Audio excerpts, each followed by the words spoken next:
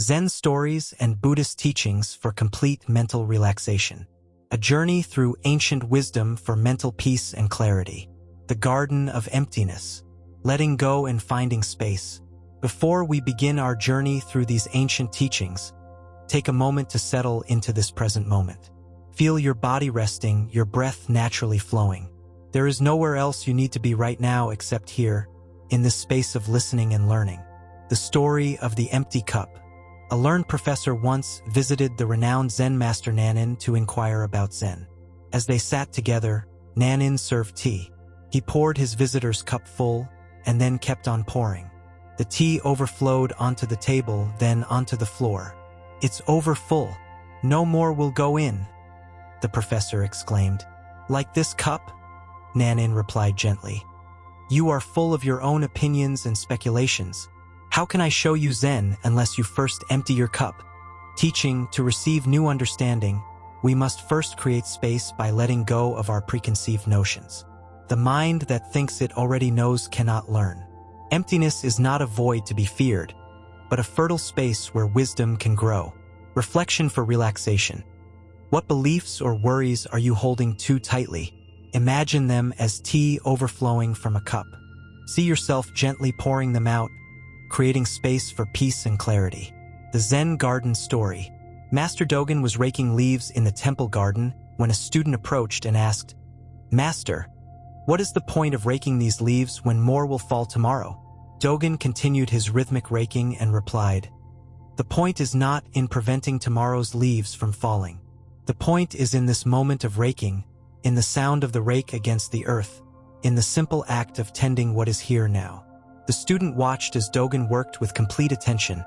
No hurry, no worry about the future mess of leaves. "But surely," the student pressed, "this work is meaningless if it must be repeated endlessly?" Dogen paused and smiled. "My young friend, you eat every day, knowing you will be hungry again.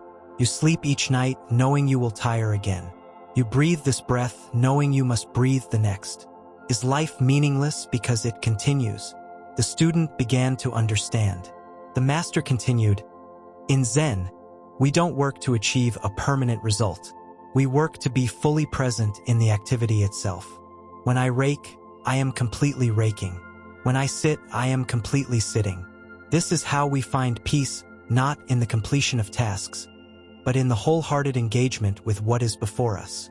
Teaching, true peace comes not from eliminating all of life's recurring tasks and challenges, but from approaching them with complete presence and acceptance. Each moment of full engagement is complete in itself. Breathing practice. As you breathe now, don't think about the next breath or the previous one. Simply be present with this one breath, completely and wholly.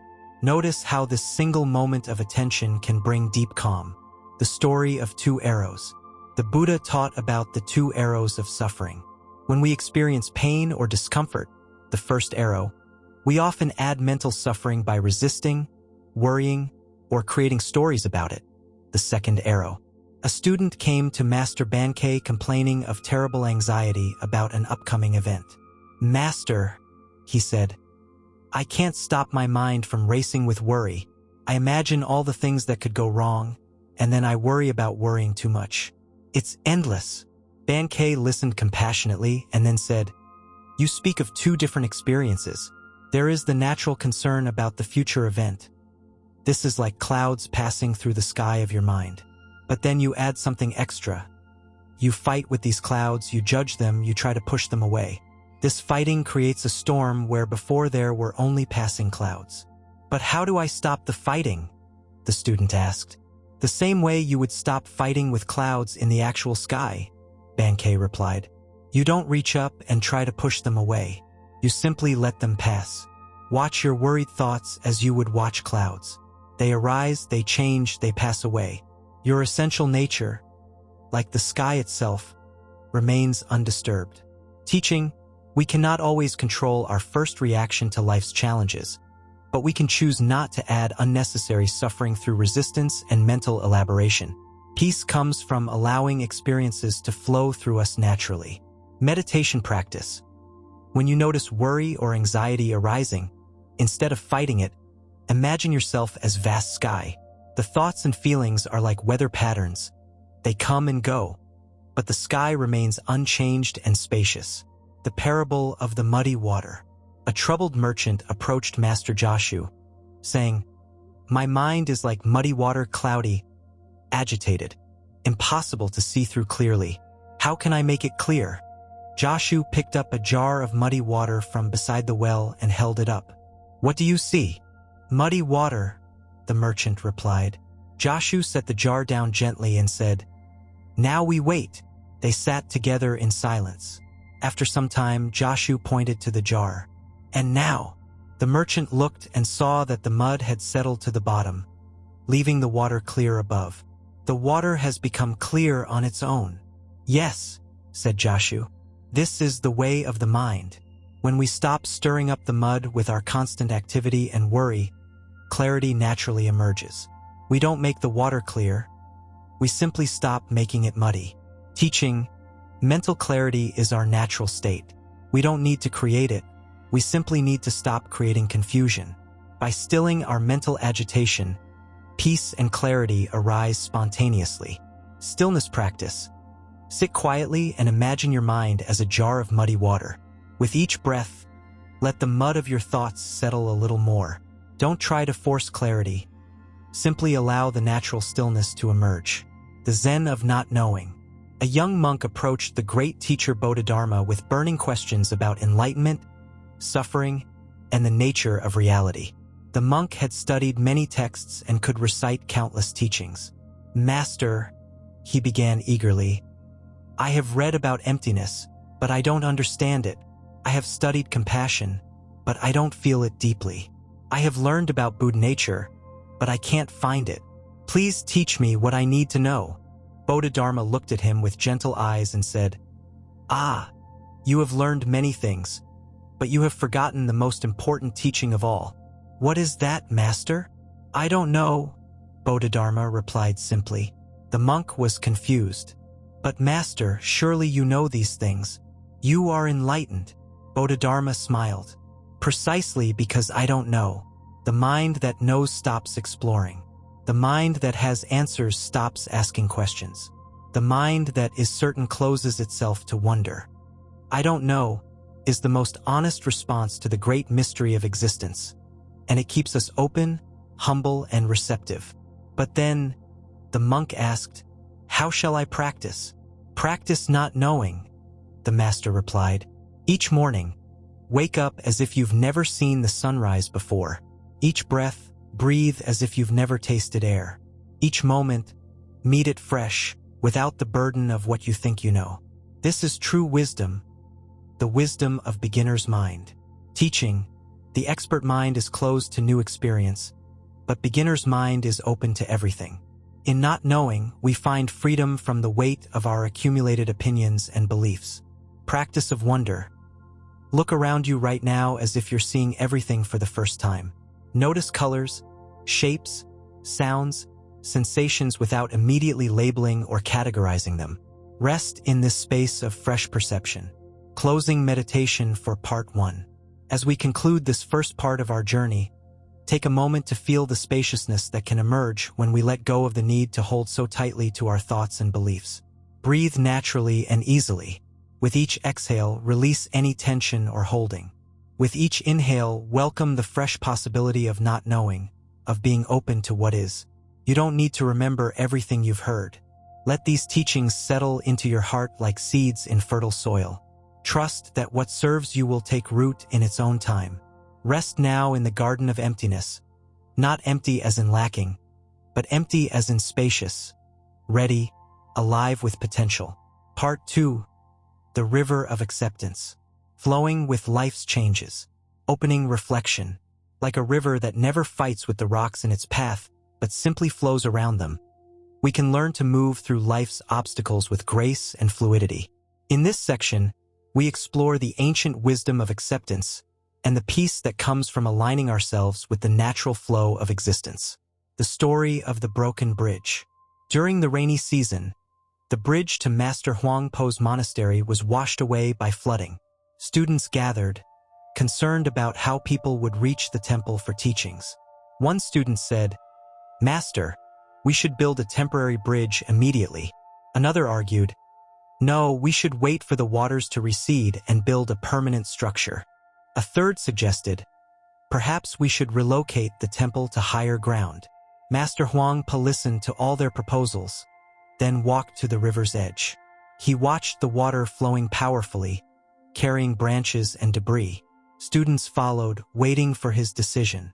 After a long silence, he said, "The river teaches us something important today. It doesn't struggle against the rocks that block its path. It finds a way around them. It doesn't mourn the bridge that was. It continues flowing toward the sea." "But Master," a student asked, "what about the people who need to reach us for teachings?" Huang Po smiled. "The most profound teaching is happening right here, right now. We are learning that everything changes. Nothing remains the same forever. And wisdom lies not in fighting these changes, but in flowing with them skillfully." He paused, watching the water. "When the conditions are right, a bridge will appear, perhaps built by us, perhaps by others. Perhaps the water itself will show us a new way. Our task is not to force a solution, but to remain open and responsive to what each moment offers." Teaching, resistance to change creates suffering. Like water, we find peace when we learn to flow around obstacles rather than crash against them repeatedly. Acceptance doesn't mean passivity. It means responding skillfully to what is actually happening rather than what we wish were happening. Flowing practice. Think of a current challenge in your life. Instead of focusing on how things should be different, imagine yourself as water encountering a large rock. Feel how you can flow around this obstacle, maintaining your essential nature while adapting to circumstances. The Zen Master and the Samurai. A fierce samurai warrior came to Master Hakuin and demanded, "Tell me about heaven and hell." Master Hakuin looked at the samurai with disdain and replied, "Tell you about heaven and hell? You're nothing but a lout. I can't waste my time with you." The samurai flew into a rage. He drew his sword and prepared to strike down the master. At that moment, Hakuin said calmly, "Here open the gates of hell." The samurai suddenly understood. He put away his sword and bowed deeply in gratitude. Hakuin continued peacefully, "And here open the gates of heaven." Teaching, heaven and hell are not distant places but states of mind we create moment by moment. When we're consumed by anger, resentment, or resistance, we create our own suffering. When we respond with awareness and acceptance, we open the door to peace. Emotional awareness practice. Notice what emotions are present right now, without trying to change them. Can you observe anger without being consumed by it? Can you feel sadness without drowning in it? This observing awareness is your refuge, your inner peace that remains constant regardless of the emotional weather. The story of the stubborn tree. A young oak tree grew beside an ancient willow near a mountain stream. The oak was proud of its strength and rigid branches, while the willow swayed gracefully in every breeze. "Look how strong I am," the oak would boast. "My branches don't bend like yours. I stand firm against every wind." The willow would simply sway and smile, saying nothing. One winter, a terrible ice storm struck the mountain.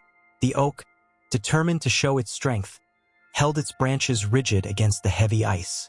The weight grew and grew until, with a tremendous crack, the oak's strongest branches broke and fell to the ground.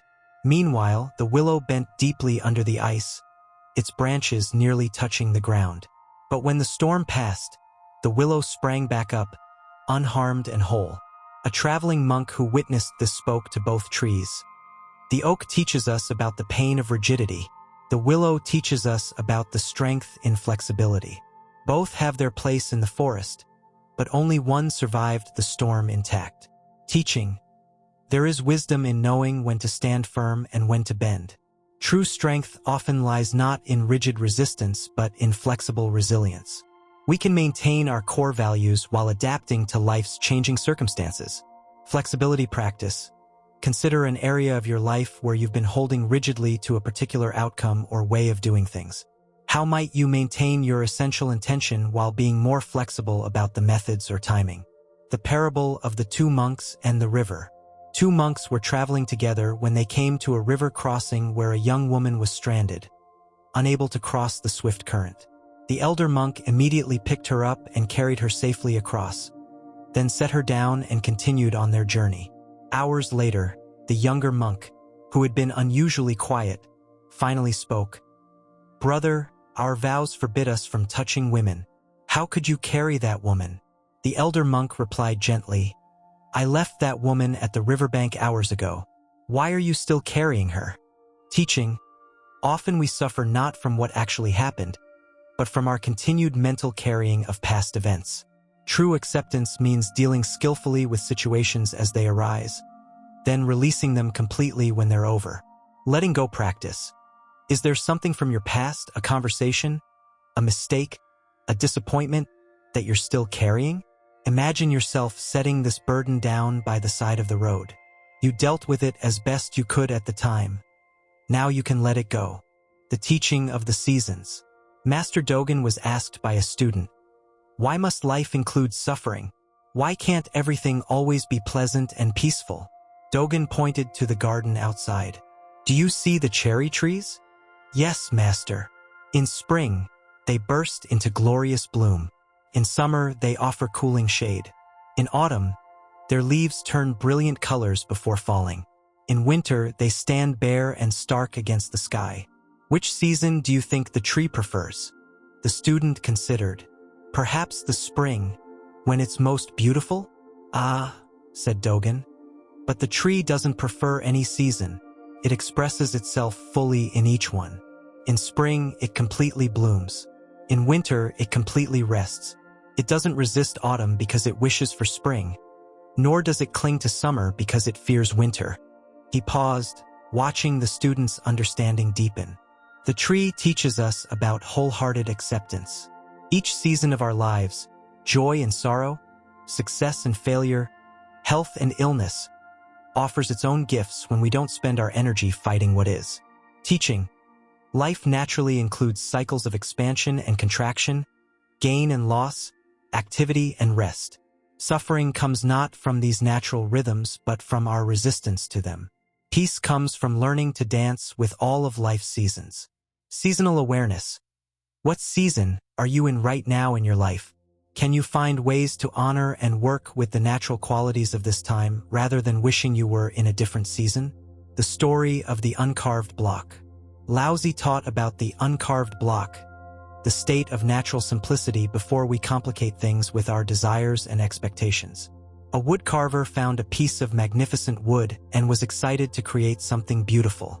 He began planning.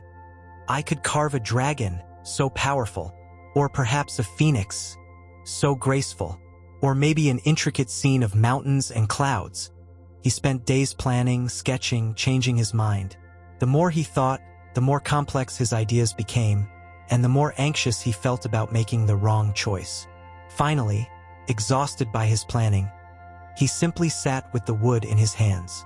As he held it quietly, feeling its weight and texture, he began to see what was already there. The natural grain suggested a simple, peaceful figure in meditation.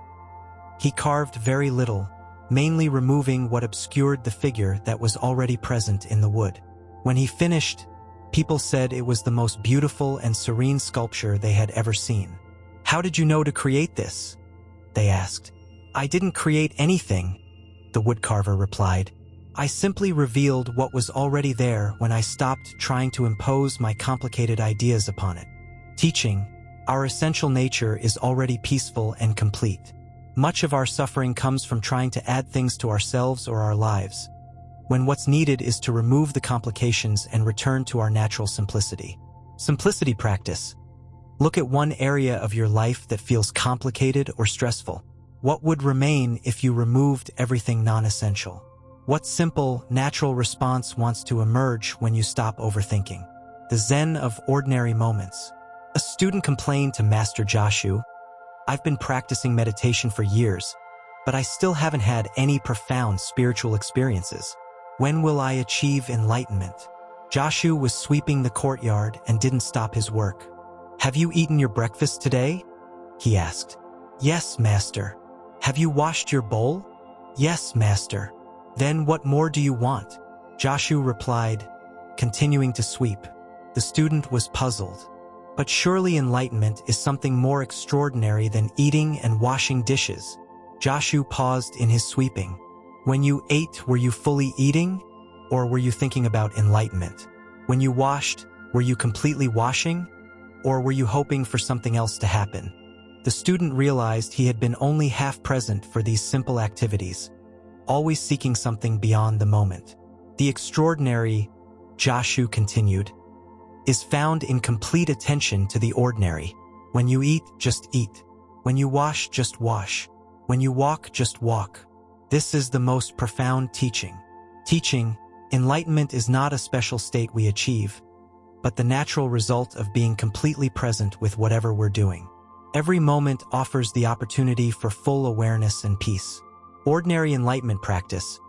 Choose one routine activity you do daily: drinking water, opening doors, walking to the mailbox. For the next few days, do this activity with complete attention, as if it were the most important thing in the world. Notice what happens to your state of mind.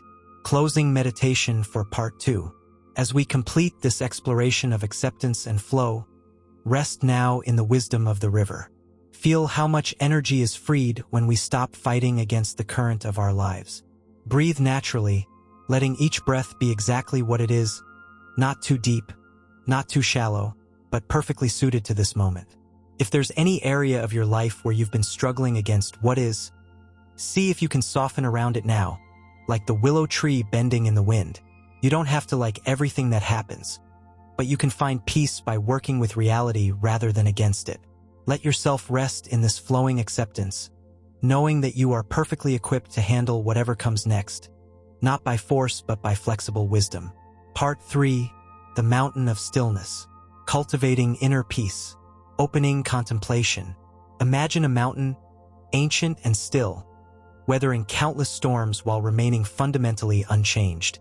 In our third journey together, we explore how to cultivate this same quality of inner stillness, not the stillness of stagnation, but the dynamic stillness that remains peaceful at the center while life swirls around us. The story of the meditation contest. 2 students approached their master with a disagreement. The first student claimed he was more advanced because he could sit in meditation for hours without moving, his mind completely empty of thoughts. The second student argued that he was more developed because even while active throughout the day, working, talking, eating, he maintained a constant awareness of his Buddha nature. The master listened to both claims and then said, "Tomorrow, I will give you a test to determine who has truly mastered meditation." The next morning, he handed each student a bowl filled to the brim with oil and said, "Carry these bowls from here to the far end of the village and back. The one who spills the least oil has the better meditation." The first student, accustomed to motionless sitting, moved very slowly and carefully, completely focused on the oil. He spilled nothing but took all day to complete the task. The second student moved at a normal pace, aware of the oil but also noticing the birds, greeting people, enjoying the day. He spilled only a few drops. When they returned, the master asked each student to describe their experience. The first student said, "I saw nothing but the oil. I thought of nothing but not spilling. My mind was completely one-pointed."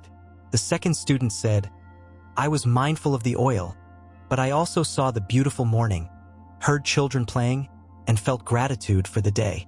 I remained centered while staying open to life." The master smiled. Both of you demonstrated valuable qualities.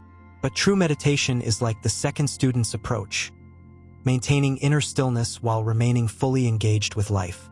The mountain doesn't close its eyes to the sky because it wants to remain still. Teaching, real inner peace isn't about withdrawing from life or suppressing experience. It's about finding the still center that can remain calm and aware regardless of external circumstances. Moving meditation practice. As you go about your daily activities today, see if you can find a sense of inner stillness that moves with you. Like carrying a bowl of oil, maintain awareness of your peaceful center while staying open to the world around you. The Zen master's test of patience. A student who had been practicing meditation for many years was eager to demonstrate his spiritual development to Master Yunmen. "Master," he announced proudly, "I have achieved great equanimity. Nothing disturbs my peace anymore. I remain calm in all circumstances. Master Yunmen nodded thoughtfully. This is wonderful news. Please, sit down and share some tea with me while I consider how to test this achievement. As they sat together, Yunmen began to speak slowly about the weather, the garden, trivial monastery business. The student waited politely for some profound spiritual discussion or challenging test. After an hour of ordinary conversation, the student began to fidget slightly. After 2 hours, he was checking the position of the sun. After 3 hours, he finally interrupted. Master, I thought you were going to test my equanimity. When will we begin the real teaching? Yunmen laughed gently. My dear student, the test has been ongoing for 3 hours.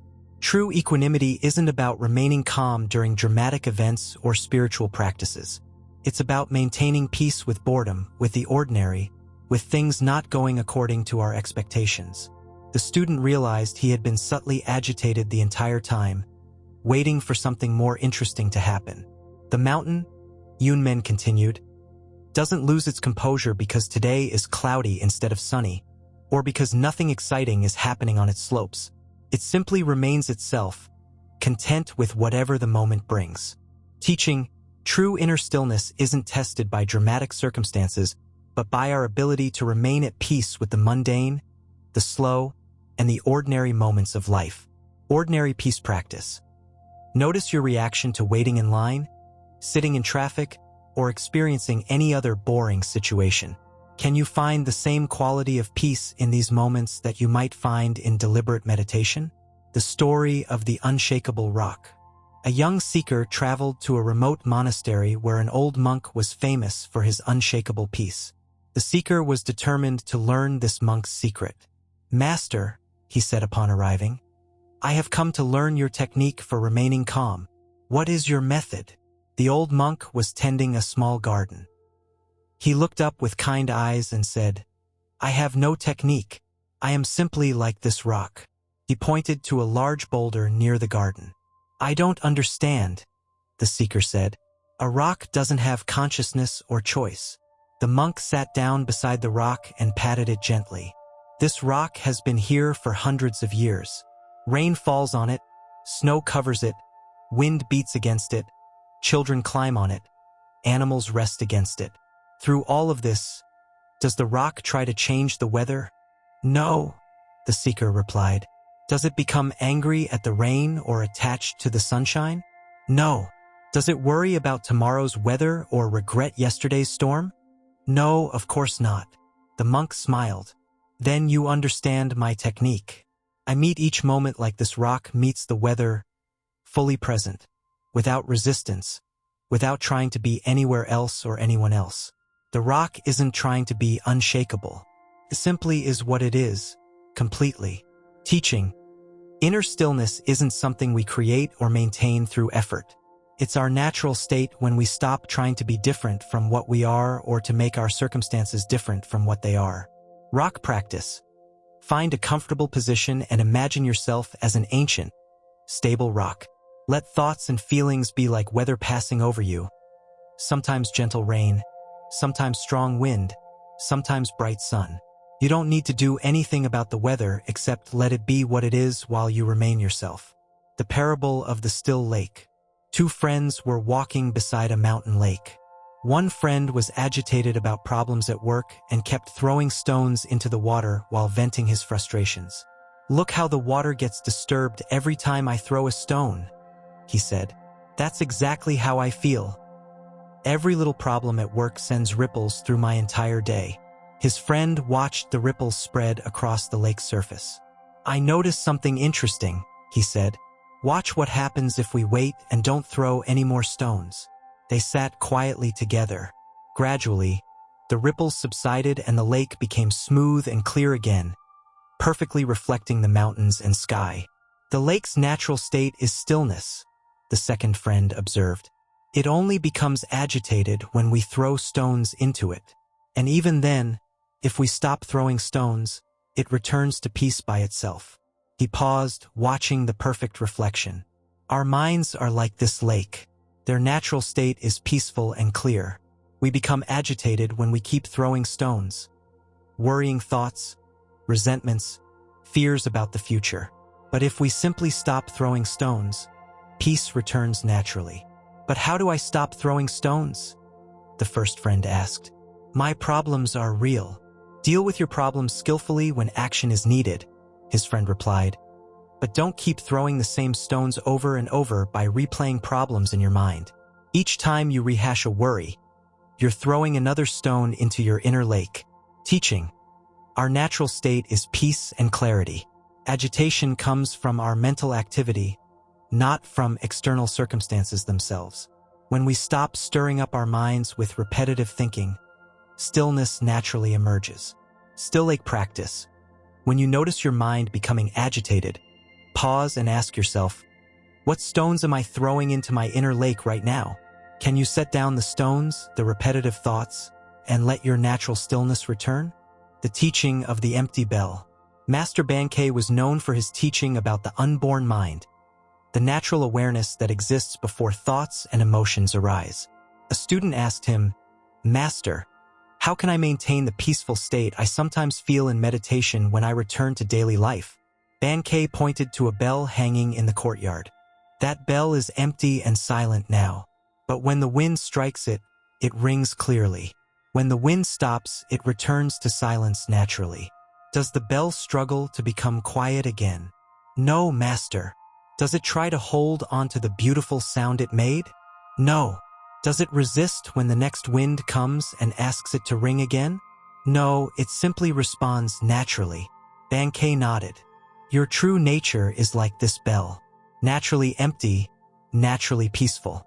When life circumstances strike you, challenges, joys, sorrows, you can respond fully and appropriately. But you don't need to hold onto these experiences or resist them. Like the bell, you can trust your natural return to inner silence. Teaching. We don't need to create or maintain inner peace. We simply need to trust our natural capacity to respond to life fully and then return to our essential stillness, like a bell that rings when struck and returns to silence when the wind stops. Bell practice. Throughout your day, imagine yourself as an empty bell. When situations require your response, ring clearly and fully. When the situation passes, trust your natural return to quiet awareness. Notice how this feels different from trying to control your reactions or hold on to particular states. The story of the monk and the scorpion. A monk saw a scorpion struggling in a stream and reached down to save it. The scorpion stung him and he dropped it back into the water. Without hesitation, he reached down again to rescue it, and again was stung. A passerby who witnessed this said, Why do you keep trying to save that creature? Can't you see it's in its nature to sting? The monk, lifting the scorpion to safety once more despite being stung again, replied gently, Yes, it is the scorpion's nature to sting, but it is my nature to save. Should I abandon my nature simply because the scorpion doesn't abandon its? Teaching. True inner stillness doesn't mean becoming passive or indifferent. It means responding from our deepest nature, compassion, wisdom, helpfulness, regardless of how others behave. We can act skillfully while remaining centered in our own essential goodness. Nature practice. What is your truest, most essential nature when you're not reactive or defensive? How can you honor this nature even when others are acting from their pain or fear? The monk, lifting the scorpion to safety once more despite being stung again, replied gently, Yes, it is the scorpion's nature to sting, but it is my nature to save. Should I abandon my nature simply because the scorpion doesn't abandon its? Teaching. True inner stillness doesn't mean becoming passive or indifferent. It means responding from our deepest nature, compassion, wisdom, helpfulness, regardless of how others behave. We can act skillfully while remaining centered in our own essential goodness. Nature practice. What is your truest, most essential nature when you're not reactive or defensive? How can you honor this nature even when others are acting from their pain or fear? The Zen of inner weather. A student complained to Master Joshu about his unstable emotions. Master, some days I feel peaceful and centered. Other days I'm anxious and scattered. How can I maintain constant equanimity? Joshu looked up at the sky, where clouds were moving across the sun, creating alternating patterns of light and shadow. "Do you see the sky behind those clouds?" he asked. "Yes, master." "Does the sky become less sky when clouds cover it?" "No." "Does it struggle to push the clouds away?" "No." "Does it take credit when the sun shines through clearly?" "No, master." Joshu smiled. "You are like the sky, and your emotions are like the weather. Anxiety is like a thunderstorm, dramatic but temporary. Joy is like sunshine, beautiful but also temporary. Sadness is like gentle rain, nourishing but not permanent. The sky doesn't resist any weather, and it doesn't lose its essential nature regardless of what passes through it. Teaching, inner stillness doesn't mean having no emotions or experiences. It means recognizing ourselves as the spacious awareness within which all experiences arise and pass away. We are the sky, not the weather. Sky practice. When strong emotions arise, instead of trying to change them or judge yourself for having them, expand your awareness to include them the way the sky includes clouds. You are not the anxiety or the joy, you are the aware space in which these experiences are happening. Closing meditation for part 3. As we conclude our exploration of inner stillness, rest now in the mountain-like quality of your own awareness. You don't need to create this stillness. It's already here, beneath all the movement and activity of your thoughts and experiences. Breathe quietly and naturally.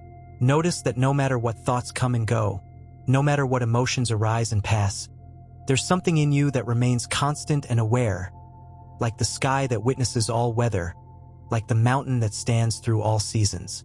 This witnessing awareness is your refuge, your inner sanctuary that's always available. You can return to it anytime simply by pausing and recognizing it's already here. Let yourself rest in this recognition now. Nothing to achieve, nothing to maintain, nothing to protect. Just the natural peace of being aware that you are aware. Part 4, the mirror of awareness. Seeing clearly without judgment. Opening reflection. A perfect mirror reflects everything exactly as it is, beautiful and ugly, pleasant and unpleasant, without preference or distortion. In this section, we explore how to develop this same quality of clear awareness, seeing ourselves and life with compassionate clarity, free from the distortions of judgment and expectation. The story of the perfect mirror. A traveling merchant brought a mirror to a remote village where mirrors were unknown. He set up a demonstration in the town square, and villagers gathered, amazed to see their own faces for the first time. One villager looked in the mirror and exclaimed, "This magic glass shows a very handsome man." Another looked and complained, "Mine shows someone quite plain and tired looking. This mirror must be broken." A third person said, "When I look, I see someone kind and gentle. This is surely a divine object." A fourth viewer frowned, "I see someone with worry lines and sadness. This mirror brings only bad luck." An old wise woman who had been watching quietly approached the mirror. She looked at her reflection for a long moment, then turned to the crowd. "My friends," she said gently, "this mirror is perfect. It shows each of you exactly as you are, without adding or subtracting anything. The mirror doesn't judge whether you are handsome or plain, young or old, happy or sad. It simply reflects truth." An old wise woman who had been watching quietly approached the mirror. She looked at her reflection for a long moment, then turned to the crowd. "My friends," she said gently, "this mirror is perfect. It shows each of you exactly as you are, without adding or subtracting anything. The mirror doesn't judge whether you are handsome or plain, young or old, happy or sad. It simply reflects truth." She paused, looking around at the confused faces. The mirror reveals not just your appearance, but also how you see yourselves. When you call the mirror broken because you don't like what it shows, you're really saying you don't like what is actually there. When you praise it for showing beauty, you're celebrating your ability to see your own goodness. The merchant nodded in understanding. The wise woman speaks truly. A mirror's greatest gift isn't showing us what we want to see, but showing us what is actually there. Only then can we respond appropriately, perhaps with self-compassion, perhaps with gentle change, perhaps with acceptance. Teaching, True awareness is like a perfect mirror. It reflects reality clearly without distortion, preference, or judgment. When we can see ourselves and situations clearly, without the filters of our desires and fears, we can respond with wisdom rather than react from confusion. Mirror practice. For the next few minutes, observe your thoughts and emotions as if you were a perfect mirror. Don't try to change what you observe or judge, whether it's good or bad. Simply reflect back to yourself what's actually present, with clear and compassionate awareness. The Zen Master's question. A student approached Master Huang Po with great excitement. Master, I've had a wonderful breakthrough in my meditation. I experienced profound peace and felt completely one with the universe. Surely this means I'm approaching enlightenment. Huang Po listened calmly and then asked, who experienced this peace? The student was taken aback. Well, I did, of course. And who felt one with the universe? I did, Master. And who is now excited about this experience and seeking confirmation of their progress? The student began to see where this was leading. I am, but Huang Po smiled gently. So this I that experienced oneness is the same I that now stands separate from that experience, analyzing it, judging it, and wanting praise for it. Do you see the contradiction? The student was quiet for a moment. But Master, wasn't the experience real? Wasn't the peace genuine? The peace was real, Huang Po replied. But notice what happened to it the moment you started thinking about having had it. The experience itself was natural and flowing. The problem arose when you stepped outside the experience to judge it, own it, and make it into a story about your spiritual progress. He paused, allowing this to sink in. True awareness is not something you have or achieve. It's what you are. You don't experience peace in the deepest sense. You are the peace in which all experiences arise and pass away. Teaching, when we step back to judge our experiences, even positive ones, we separate ourselves from the natural flow of awareness. True clarity comes not from analyzing our spiritual states, but from recognizing the aware presence that witnesses all states without being limited by any of them. Witness practice. Notice the difference between having an experience and being aware that you're having an experience. Can you find the awareness that's present whether your experience is pleasant or unpleasant, calm or agitated? This awareness itself is what remains constant and clear. The story of the two wolves. A Cherokee elder was teaching his grandson about the nature of internal conflict. My boy, he said, there is a battle that goes on inside every person. It's a fight between two wolves. One wolf represents anger, envy, sorrow, regret, greed, arrogance, self-pity, guilt, resentment, lies, false pride, superiority, and ego. The other wolf represents joy, peace, love, hope, serenity, humility, kindness, benevolence, empathy, generosity, truth, compassion, and faith. The grandson thought about this for a moment and then asked his grandfather, which wolf wins? The old Cherokee simply replied, the one you feed. Teaching, we always have a choice about where to direct our attention and energy. Clear awareness allows us to see both tendencies within us without being identified with either one. We can choose to nurture the qualities that lead to peace and wisdom. Wolf practice. Right now, notice what qualities are present in your mind and heart. Are you feeding thoughts of worry, judgment, or resentment? Or are you nurturing patience, kindness, and understanding? You can shift your attention mindfully, choosing to feed the wolf of peace. The parable of the muddy hand. A student came to Master Dogen complaining, Master, the more I practice meditation, the more I see how many negative thoughts I have. I seem to be getting worse, not better. I see my selfishness, my petty judgments, my impatience. Shouldn't spiritual practice make these things disappear? Dogen picked up a handful of mud from the garden and held it out to the student. What do you see? A muddy hand, Master. Dogen walked to a basin of water and began washing his hand. And now, I see the mud being washed away and your clean hand appearing. Yes, said Dogen. But tell me, was my hand dirty because I washed it? Or did I wash it because it was dirty? The student began to understand. You washed it because it was dirty. Exactly. The mud was already there, covering my hand. Washing didn't create the dirt. It revealed what was there and removed it. Your meditation practice is like this washing. You're not creating negative thoughts and emotions. You're becoming aware of what was already there, operating unconsciously. Dogen dried his hands thoughtfully. A person who never washes doesn't know how dirty they are. A person who practices awareness begins to see clearly. This seeing itself is the beginning of natural purification. Teaching. Spiritual practice doesn't create problems. It reveals them so they can be addressed. Seeing our limitations clearly is not a sign of failure but of developing honest awareness, which is the foundation of genuine growth. Muddy hand practice. When you notice negative thoughts or emotions, instead of judging yourself for having them, appreciate your growing awareness. Each moment of clear seeing is like washing. It naturally begins to cleanse what it observes with compassionate attention. The teaching of the cracked pot. A water bearer had 2 large pots, each hanging on opposite ends of a pole he carried across his neck. One pot was perfect and always delivered a full portion of water. The other had a crack in it and arrived only half full. For 2 years this went on daily, with the bearer delivering only 1.5 pots of water.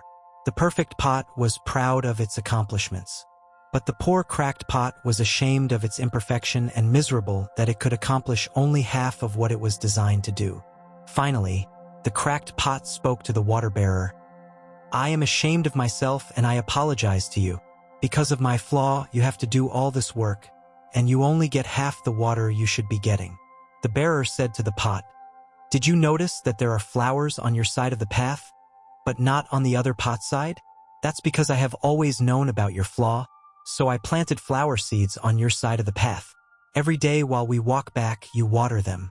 For 2 years, I have been able to pick these beautiful flowers to decorate my table. Without you being just the way you are, there would not be this beauty to grace my house. Teaching. Our perceived flaws and imperfections often contribute to the beauty and uniqueness of our lives in ways we can't see. Clear awareness includes seeing not just our limitations but also how those very limitations might serve a purpose in the larger pattern. Cracked pot practice. Think of something about yourself that you consider a flaw or limitation. Can you imagine how this quality might also contribute something valuable to your life or the lives of others? Sometimes our wounds become the source of our greatest compassion and wisdom. The story of the Zen student's mirror mind. A dedicated student had been practicing meditation for several years and prided herself on maintaining equanimity in most situations. She rarely felt anger anymore and thought she had transcended such negative emotions. One day, her teacher Master Yunmen deliberately acted in a way designed to irritate her, interrupting her meditation, criticizing her posture, and making unreasonable demands. At first, she maintained her composure, but eventually she snapped and responded with obvious annoyance. Immediately, she was mortified. Master, I'm so sorry. I thought I had overcome anger, but clearly I haven't. I failed in my practice. Yunmen laughed warmly. My dear student, you haven't failed. You've succeeded. For years, your anger was there, but you couldn't see it because you were trying so hard to be spiritual. Today, you saw it clearly.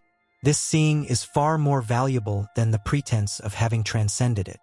He continued, A mirror doesn't try to be free from reflecting ugly things. It simply reflects whatever appears in front of it clearly and completely. When you can see your anger as clearly as you see your peace, without preferring one over the other, then you have mirror mind. Teaching. True spiritual development isn't about eliminating certain experiences, but about seeing all experiences clearly, without preference or denial. When we can observe our reactions with the same clarity, whether they're positive or negative, we develop genuine equanimity. Mirror mind practice. The next time you have a strong emotional reaction, instead of trying to suppress it or judging yourself for it, observe it with curious, clear awareness. What does anger actually feel like in your body? How does sadness move through you? This clear observation is mirror mind. The Zen of beginner's eyes. Master Suzuki was famous for teaching about beginner's mind, but a student asked him about beginner's eyes, the ability to see freshly. "Master," the student said, "I've been looking at the same garden outside the meditation hall for 3 years, but I barely notice it anymore. How can I see it with fresh eyes?" Suzuki invited the student to sit facing the garden. "Tell me what you see." "I see the pine tree, the rock arrangement, the raked gravel, the small stream," the student replied automatically. "Ah," said Suzuki, "you see your concepts about what's there. You see pine tree, but do you see the way the light falls on those particular needles right now? You see rock arrangement, but do you notice how each stone sits in relationship to this moment's shadows?" He paused. "You're looking at your memory of the garden, not the garden that exists right now, in this unique moment that will never come again." Suzuki continued, "Beginner's eyes don't come from trying to see something new. They come from releasing our assumptions about what we're going to see and allowing our awareness to be fresh and immediate." Teaching, we often see our concepts and memories rather than what's actually present. Clear awareness involves releasing our preconceptions and meeting each moment with fresh, open perception. Fresh eyes practice. Choose something you see regularly: your hands, a familiar room, a tree outside your window. Look at it as if you've never seen it before. What details do you notice when you're not filtering through your assumptions about what should be there? The story of the perfect student. A monk named Joshu was known for giving unexpected answers to spiritual questions. A very serious student approached him with what he thought was a profound inquiry. "Master Joshu," the student said formally, "I have studied all the Buddhist texts. I meditate 4 hours daily. I follow every precept perfectly. I never miss a Dharma talk. What more must I do to achieve enlightenment?" Joshu looked at him with twinkling eyes and asked, "Have you finished your lunch?" The student was confused. "Yes, master. But what does that have to do with enlightenment?" "Then go wash your bowl," Joshu replied and walked away. The student followed him, frustrated. "Master, I'm asking about the deepest spiritual matters, and you talk about washing dishes." Joshu stopped and turned around. "My friend, you just demonstrated the very obstacle to your understanding. You think enlightenment is separate from washing your bowl. You think profound wisdom has nothing to do with finishing your lunch. You divide life into spiritual activities and ordinary activities." He smiled kindly. "When you can wash your bowl with the same complete attention you bring to meditation, when you can eat your lunch with the same reverence you feel during Dharma talks, then you'll understand that the sacred and ordinary were never separate." Teaching, clear awareness reveals that every moment is sacred when met with complete attention. Enlightenment isn't found in special experiences, but in bringing full presence to whatever we're doing. Bowl washing practice. Choose one ordinary daily activity: washing dishes, brushing teeth, walking to your car. Do this activity with the same quality of attention you might bring to meditation or prayer. Notice how this transforms both the activity and your state of mind. Closing meditation for part 4. As we complete this exploration of clear awareness, rest now in the mirror-like quality of your natural mind. You don't need to create this clarity. It's already here, naturally reflecting whatever appears without distortion or judgment. Notice that your awareness is like a perfect mirror or clear sky. It reflects or contains all experiences without being stained or changed by any of them. Thoughts arise and pass away. Emotions come and go. Sensations appear and disappear. But your essential awareness remains clear and untouched. This mirror mind is not something you achieve through practice. It's what you already are beneath all the experiences. Rest in this recognition now. Let yourself be the open, aware space in which all of life's experiences are welcome to come and go freely. From this place of clear seeing, you can respond to life with wisdom rather than react from confusion. You can see yourself and others with compassion rather than judgment. This is your true nature, as clear and unbiased as a perfect mirror, as spacious and accepting as an open sky. Part 5: The Path of Compassion. Opening the heart to all beings. Opening heart practice. Before we begin these teachings on compassion, take a moment to place your hand on your heart. Feel the steady rhythm of your heartbeat, this faithful companion that has been with you since before birth, beating approximately 100,000 times each day without your effort or attention. This heart that beats for you also beats with the same essential rhythm as every other heart. In this simple recognition, we find the foundation of true compassion, the understanding that all beings share the same basic desire for happiness and freedom from suffering. The story of the Buddha and the angry man. One day, a man approached the Buddha in a fury. He had heard that the Buddha was teaching people to abandon their traditional ways, and he was outraged. He shouted insults, accused the Buddha of corrupting society, and used the harshest language he could muster. The Buddha listened calmly until the man finished his tirade. Then he asked gently, "If someone offers you a gift and you decline to accept it, to whom does the gift belong?" The man, somewhat puzzled by the question, replied, "It would still belong to the person who offered it." "That is correct," said the Buddha. "You have offered me anger and insults, but I decline to accept them. Therefore, they remain with you." The man stood there, stunned, as the Buddha continued with infinite kindness. "My friend, you are suffering greatly to carry such anger in your heart. This suffering you bring to me, I cannot take it from you, as it lives within you. But I can offer you something in return, my compassion for your pain, and my hope that you will find the peace you are seeking." The man's anger dissolved, and he began to weep, finally feeling truly seen and understood. Teaching, compassion doesn't mean absorbing others' anger or negativity. True compassion involves seeing the suffering beneath aggressive behavior and responding with kindness rather than reacting with more hostility. We can remain peaceful while acknowledging others' pain. Compassionate response practice. Think of someone who has been difficult or unkind to you recently. Instead of focusing on their behavior, try to sense the pain or fear that might be driving their actions. Can you feel compassion for their suffering, even if you don't condone their behavior? The parable of the second arrow of self-compassion.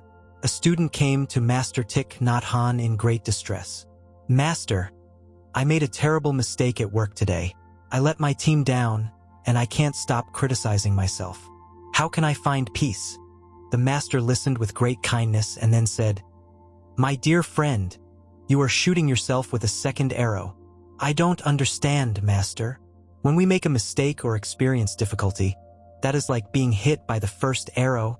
It's painful, but it's part of life's natural challenges. But then we often shoot ourselves with a second arrow by adding harsh self-judgment, shame, and endless mental criticism. This second arrow is the one that creates the deepest suffering." The student nodded, recognizing this pattern in himself. The master continued, "You cannot change what happened at work. That first arrow has already been shot, but you have complete choice about the second arrow. Instead of criticism, you can offer yourself the same compassion you would give a good friend who made an honest mistake." "But don't I need to feel bad about my mistakes to learn from them?" the student asked. "There is a difference between learning and self-punishment," the master replied gently. "A mother corrects her child with love, helping them learn while maintaining their sense of worth. You can acknowledge your mistake, make appropriate amends, and commit to doing better, all from a foundation of self-compassion rather than self-attack." Teaching. Self-compassion is not self-indulgence or avoiding responsibility. It's treating ourselves with the same kindness we would offer a good friend, which actually creates a safer environment for honest self-reflection and genuine growth. Self-compassion practice. Think of a recent mistake or shortcoming. Instead of the harsh voice of self-criticism, what would you say to yourself if you were your own best friend? How would you acknowledge the mistake while still maintaining love and respect for yourself? Closing meditation for Part 4. As we complete this exploration of clear awareness, rest now in the mirror-like quality of your natural mind.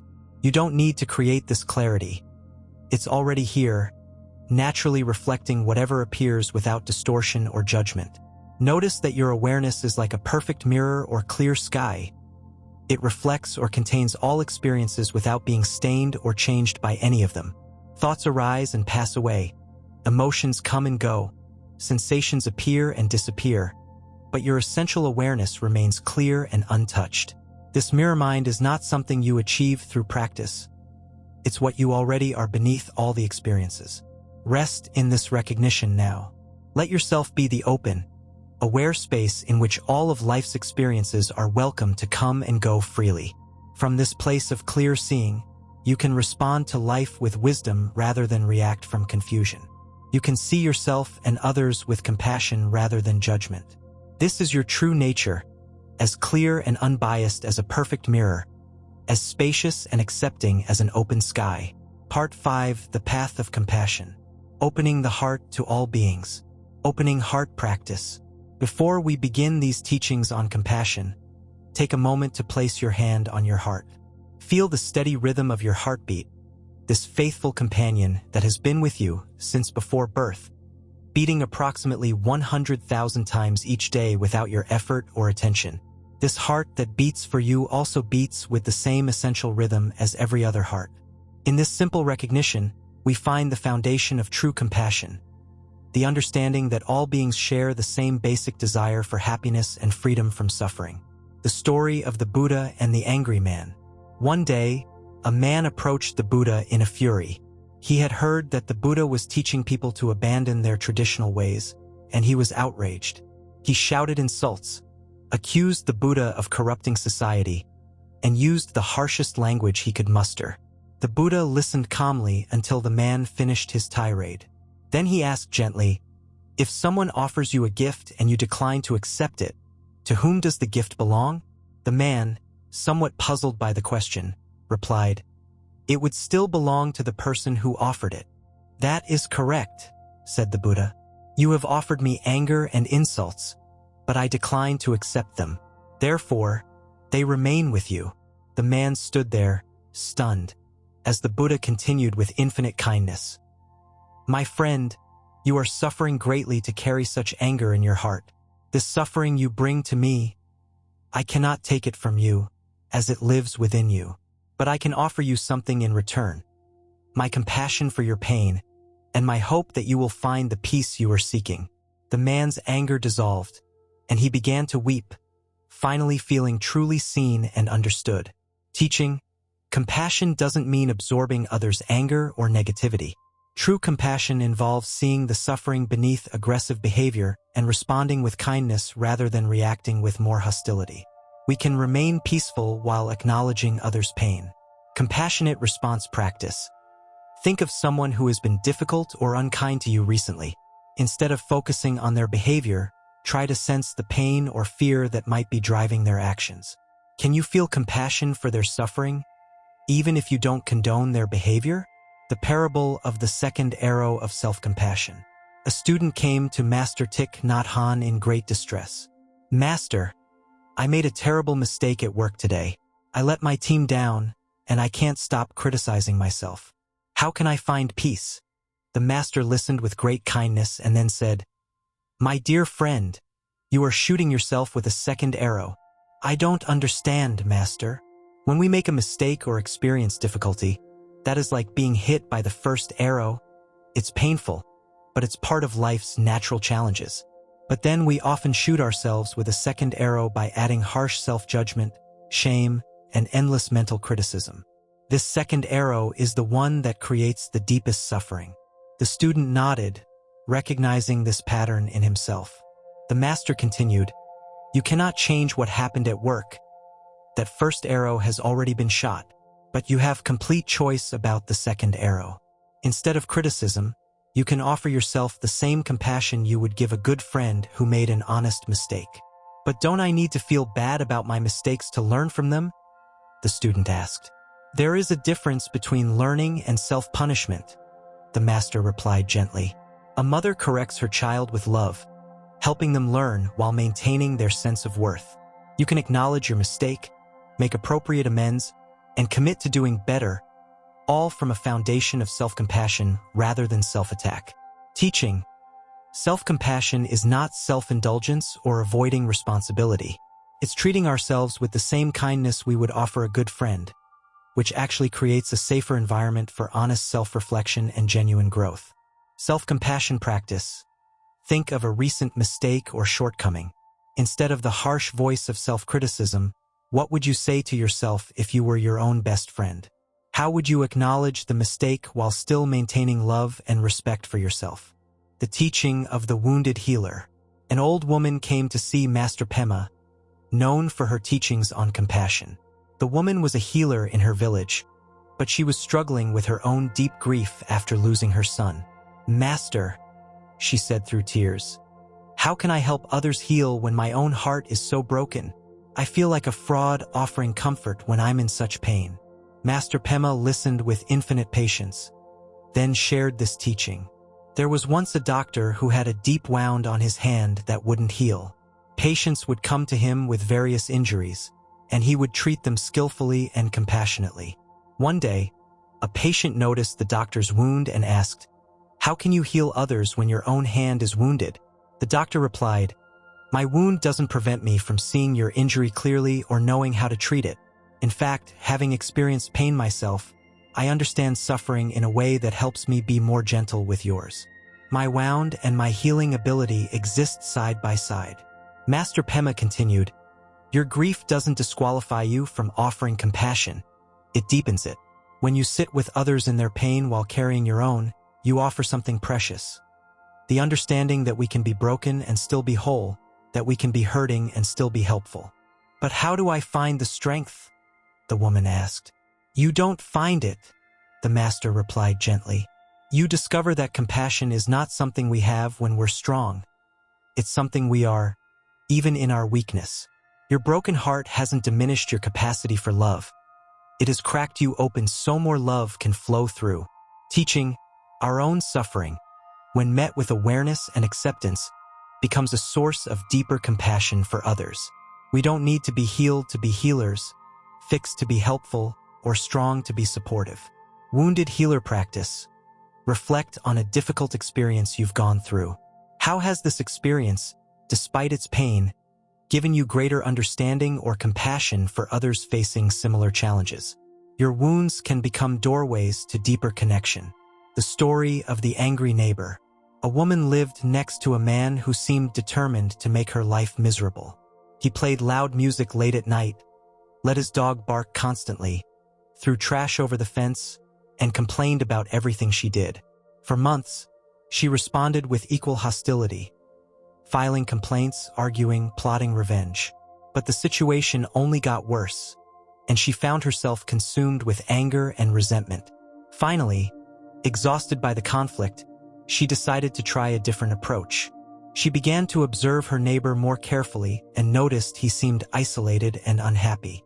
His angry behavior started earlier each time he received certain official-looking letters.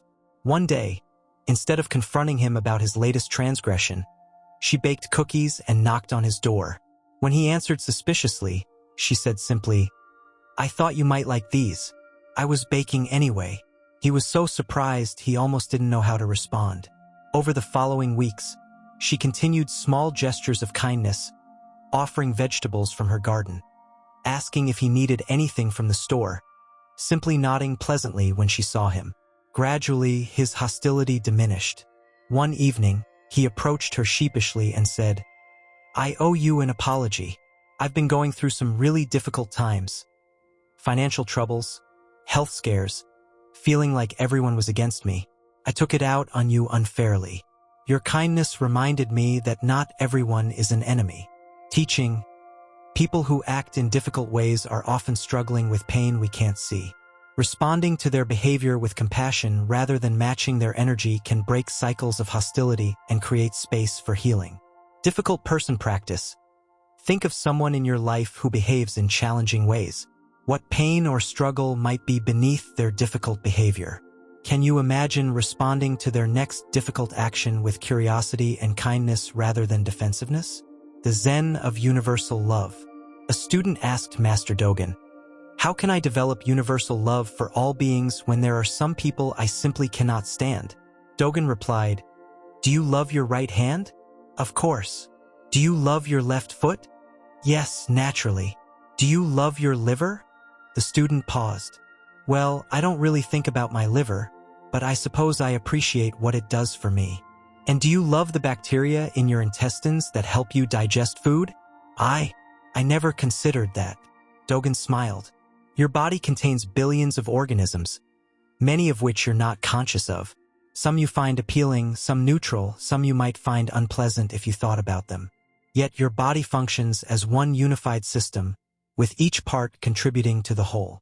He continued, universal love is like this. It's not about having warm feelings for every individual being. It's about recognizing that we're all part of one interconnected system. The difficult person is like that bacteria in your intestines. You may not think about them fondly, but they're part of the same life system you are. But how do I practice this recognition? The student asked. Start by wishing for all beings what you wish for yourself. To be free from suffering, to be happy, to live with ease. You don't have to like everyone's personality or behavior, but you can recognize their basic right to peace and well-being, just as you have that same right.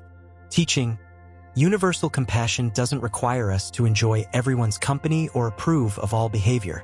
It's a recognition of our fundamental interconnection and shared desire for happiness and freedom from pain. Universal love practice. Begin with sending loving kindness to yourself. May I be happy. May I be peaceful. May I be free from suffering. Then extend it to loved ones, neutral people, difficult people, and finally all beings everywhere. Notice that this is a practice of expanding your circle of care, not forcing specific feelings. The teaching of the wounded healer. An old woman came to see Master Pema, known for her teachings on compassion. The woman was a healer in her village, but she was struggling with her own deep grief after losing her son. Master, she said through tears, how can I help others heal when my own heart is so broken? I feel like a fraud offering comfort when I'm in such pain. Master Pema listened with infinite patience, then shared this teaching. There was once a doctor who had a deep wound on his hand that wouldn't heal. Patients would come to him with various injuries, and he would treat them skillfully and compassionately. One day, a patient noticed the doctor's wound and asked, how can you heal others when your own hand is wounded? The doctor replied, my wound doesn't prevent me from seeing your injury clearly or knowing how to treat it.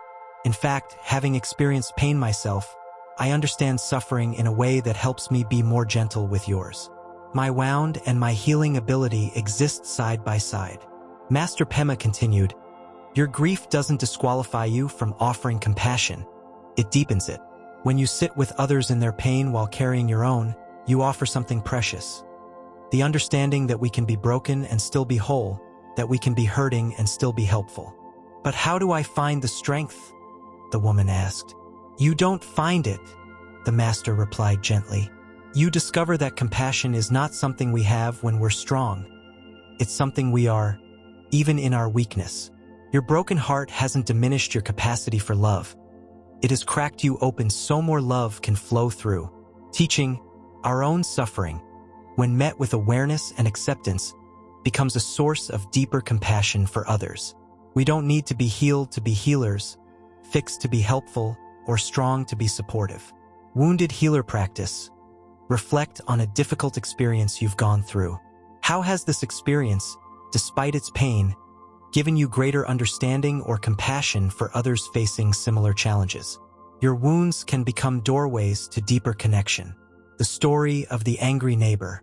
A woman lived next to a man who seemed determined to make her life miserable. He played loud music late at night, let his dog bark constantly, threw trash over the fence, and complained about everything she did. For months, she responded with equal hostility, filing complaints, arguing, plotting revenge. But the situation only got worse, and she found herself consumed with anger and resentment. Finally, exhausted by the conflict, she decided to try a different approach. She began to observe her neighbor more carefully and noticed he seemed isolated and unhappy. His angry behavior started earlier each time he received certain official-looking letters. One day, instead of confronting him about his latest transgression, she baked cookies and knocked on his door. When he answered suspiciously, she said simply, "I thought you might like these. I was baking anyway." He was so surprised he almost didn't know how to respond.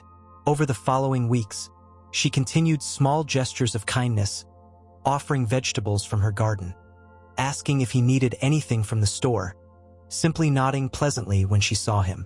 Gradually, his hostility diminished. One evening, he approached her sheepishly and said, "I owe you an apology. I've been going through some really difficult times. Financial troubles, health scares, feeling like everyone was against me. I took it out on you unfairly. Your kindness reminded me that not everyone is an enemy." Teaching, people who act in difficult ways are often struggling with pain we can't see. Responding to their behavior with compassion rather than matching their energy can break cycles of hostility and create space for healing. Difficult person practice. Think of someone in your life who behaves in challenging ways. What pain or struggle might be beneath their difficult behavior? Can you imagine responding to their next difficult action with curiosity and kindness rather than defensiveness? The Zen of universal love. A student asked Master Dogen, "How can I develop universal love for all beings when there are some people I simply cannot stand?" Dogen replied, "Do you love your right hand? Of course. Do you love your left foot? Yes, naturally. Do you love your liver?" The student paused. "Well, I don't really think about my liver, but I suppose I appreciate what it does for me." "And do you love the bacteria in your intestines that help you digest food?" I never considered that." Dogen smiled. "Your body contains billions of organisms, many of which you're not conscious of. Some you find appealing, some neutral, some you might find unpleasant if you thought about them. Yet your body functions as one unified system, with each part contributing to the whole." He continued, "Universal love is like this. It's not about having warm feelings for every individual being. It's about recognizing that we're all part of one interconnected system. The difficult person is like that bacteria in your intestines. You may not think about them fondly, but they're part of the same life system you are." "But how do I practice this recognition?" the student asked. "Start by wishing for all beings what you wish for yourself. To be free from suffering, to be happy, to live with ease. You don't have to like everyone's personality or behavior, but you can recognize their basic right to peace and well-being, just as you have that same right." Teaching, universal compassion doesn't require us to enjoy everyone's company or approve of all behavior. It's a recognition of our fundamental interconnection and shared desire for happiness and freedom from pain. Universal love practice. Begin with sending loving kindness to yourself. "May I be happy. May I be peaceful. May I be free from suffering." Then extend it to loved ones, neutral people, difficult people, and finally all beings everywhere. Notice that this is a practice of expanding your circle of care, not forcing specific feelings. The teaching of the empty boat. Master Zhuangzi told this parable to illustrate non-personal compassion. If you're crossing a river and an empty boat crashes into yours, you don't get angry. You simply push it away and continue on your journey. But if there's someone in that boat, you start shouting and calling for them to steer clear. If they don't respond, you shout again and then a third time. Now you're angry because you assume someone is deliberately ignoring you or trying to harm you. The wise person learns to treat all encounters as if they were with empty boats.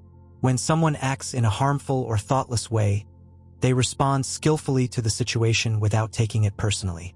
They recognize that the person is driven by their own confusion, pain, or unconscious patterns. They are, in a sense, an empty boat carried by currents they may not even be aware of.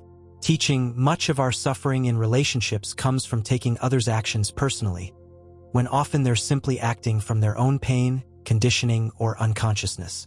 Compassion includes seeing people as empty boats, driven by forces beyond their full control, while still responding appropriately to their actions. Empty boat practice. The next time someone does something that irritates or hurts you, try to see them as an empty boat, not deliberately trying to harm you, but carried by their own unexamined patterns and pain. How does this perspective change your response? Closing heart meditation for part 5. As we complete this exploration of compassion, place your hand on your heart once more and feel the steady, faithful rhythm that connects you to all life. Let your heart be soft and spacious, like a wide-open field that can accommodate all kinds of weather, sunshine and storms, gentle rain and fierce winds. Your compassionate heart doesn't need to fix everything or everyone. It simply needs to remain open and caring. Send love first to yourself, appreciation for your sincere efforts to grow and learn, forgiveness for your mistakes and limitations, encouragement for your journey ahead. Then let this love expand outward like ripples on a pond, to those you care about easily, to those you feel neutral toward, to those you find difficult, and finally to all beings everywhere who, just like you, want to be happy and free from suffering. Rest in this expansive love, knowing that your compassionate heart is both your gift to the world and your refuge within it. Every moment you choose kindness over judgment, understanding over blame, love over fear, you contribute to the healing of our interconnected world. Part 6. The Tea of Mindfulness. Present Moment Awareness. Opening Tea Ceremony. Imagine you are preparing tea with complete attention. Feel the weight of the teapot in your hands. Hear the sound of water beginning to boil. Smell the fragrance of the tea leaves. In Zen tradition, the tea ceremony is a meditation in action, a way of bringing complete presence to simple, everyday activities. As we explore mindfulness together, we're not seeking to add something new to our lives, but to discover the richness that's already present when we give our full attention to what we're doing right now. The story of the mindful tea master. A renowned tea master was invited to serve tea for a gathering of samurai warriors. These men were accustomed to power and dominance, and they watched skeptically as the small, quiet tea master began his preparation. The tea master moved with perfect attention, measuring the tea, heating the water, arranging the cups. There was no hurry in his movements, no anxiety about the important guests, no performance or showing off. He was completely absorbed in each simple action. As the warriors watched, something remarkable happened. The room grew quiet. The restless energy settled. Even these fierce men found themselves drawn into the peaceful rhythm of the tea preparation. When the tea master finally served the tea, one samurai asked, "Master, how do you remain so calm and focused? Don't you feel nervous serving such important guests?" The tea master replied gently, "When I measure the tea, I am completely measuring tea. When I pour the water, I am completely pouring water. When I serve you, I am completely serving. There is no room in this complete attention for nervousness or self-consciousness." Another samurai pressed further, "But surely you're aware of us watching you?" "Of course," the master smiled. "I am aware of you in the same way I'm aware of the sound of birds outside or the feeling of air on my skin, as part of the complete reality of this moment. But my attention remains centered in the activity at hand." The gathering continued in unusual peace, with even the most aggressive warriors speaking softly and moving thoughtfully, influenced by the tea master's embodiment of present moment awareness. Teaching, true mindfulness isn't a special state we achieve, but a natural way of being completely present with whatever we're doing. When we give our full attention to simple activities, we discover they become profound and peaceful. Tea practice. Choose any simple daily activity. Making coffee, washing hands, putting on shoes. Do this activity with the same complete attention the tea master brought to his ceremony. Notice how this quality of presence transforms both the activity and your state of mind. The Zen student's walking meditation. A student complained to Master Thich Nhat Hanh that he couldn't find time for formal meditation practice. "Master, my life is so busy with work, family, and responsibilities. I barely have a moment to sit quietly." The master listened compassionately and then said, "My friend, how do you get from your house to your car each morning?" "I walk, of course," the student replied, puzzled. "And how do you get from the parking lot to your office?" "I walk." "From your office to lunch?" "I walk." The master smiled. "You have many opportunities for meditation each day. Walking meditation is simply walking with awareness, feeling your feet touching the ground, noticing your breath, being present with each step rather than lost in thoughts about where you're going or what you'll do when you get there." "But that seems so simple," the student said. "How can that be real meditation?" "The Buddha spent years walking from village to village," the master replied. "Do you think he wasted all that time? Or do you think he found something profound in the simple act of putting one foot in front of the other with complete awareness?" He continued, "Meditation is not about the posture or the location. It's about the quality of attention you bring to whatever you're doing. When you walk mindfully, you're not going somewhere, you're already there, present with each step." Teaching, Mindfulness practice doesn't require special time or conditions. We can transform ordinary activities into opportunities for present moment awareness, discovering that meditation is portable and available in every moment. Walking practice. The next time you walk anywhere, even just across a room, try walking meditation. Feel your feet making contact with the ground. Notice the rhythm of your steps. Stay present with the simple miracle of movement rather than being lost in mental planning or reviewing. The story of the distracted monk. A young monk was struggling with concentration during meditation. His mind would wander constantly, thinking about meals, worrying about his family, planning future activities, reviewing past conversations. Frustrated, he went to his teacher, Master Joshu, and complained, "Master, I can't meditate properly. My mind is like a monkey, jumping from branch to branch. I can't make it stay still." Joshu listened patiently and then asked, "When you try to make your mind still, who is trying?" "I am, of course," the monk replied. "And who notices that the mind is wandering?" "I do." "And who is frustrated by the wandering?" The monk paused, beginning to see the pattern. "I am." Joshu smiled gently. "So there is the mind that wanders, and there is the I that notices the wandering. Which one are you?" The monk sat quietly, contemplating this question. Joshu continued, "The wandering mind is like clouds passing through the sky.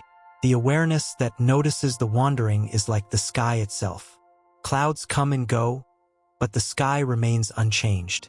Instead of trying to stop the clouds, simply rest as the sky." "But how do I do that?" the monk asked. "You don't do it," Joshu replied with a gentle laugh.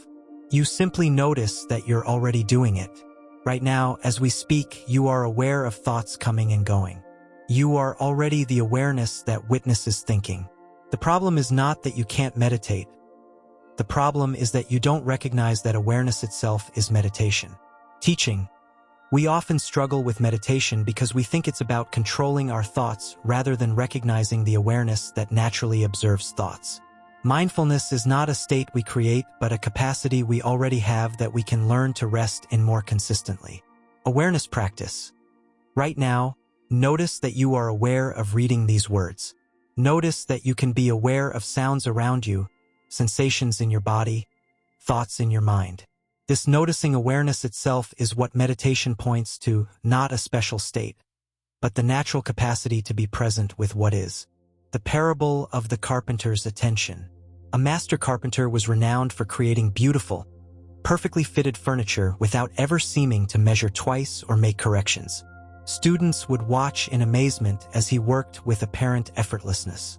One student asked, "Master, how do you work so accurately without constantly checking your measurements?"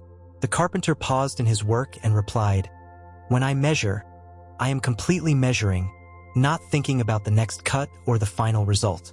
When I cut, I am completely cutting, not worried about whether my measurement was correct.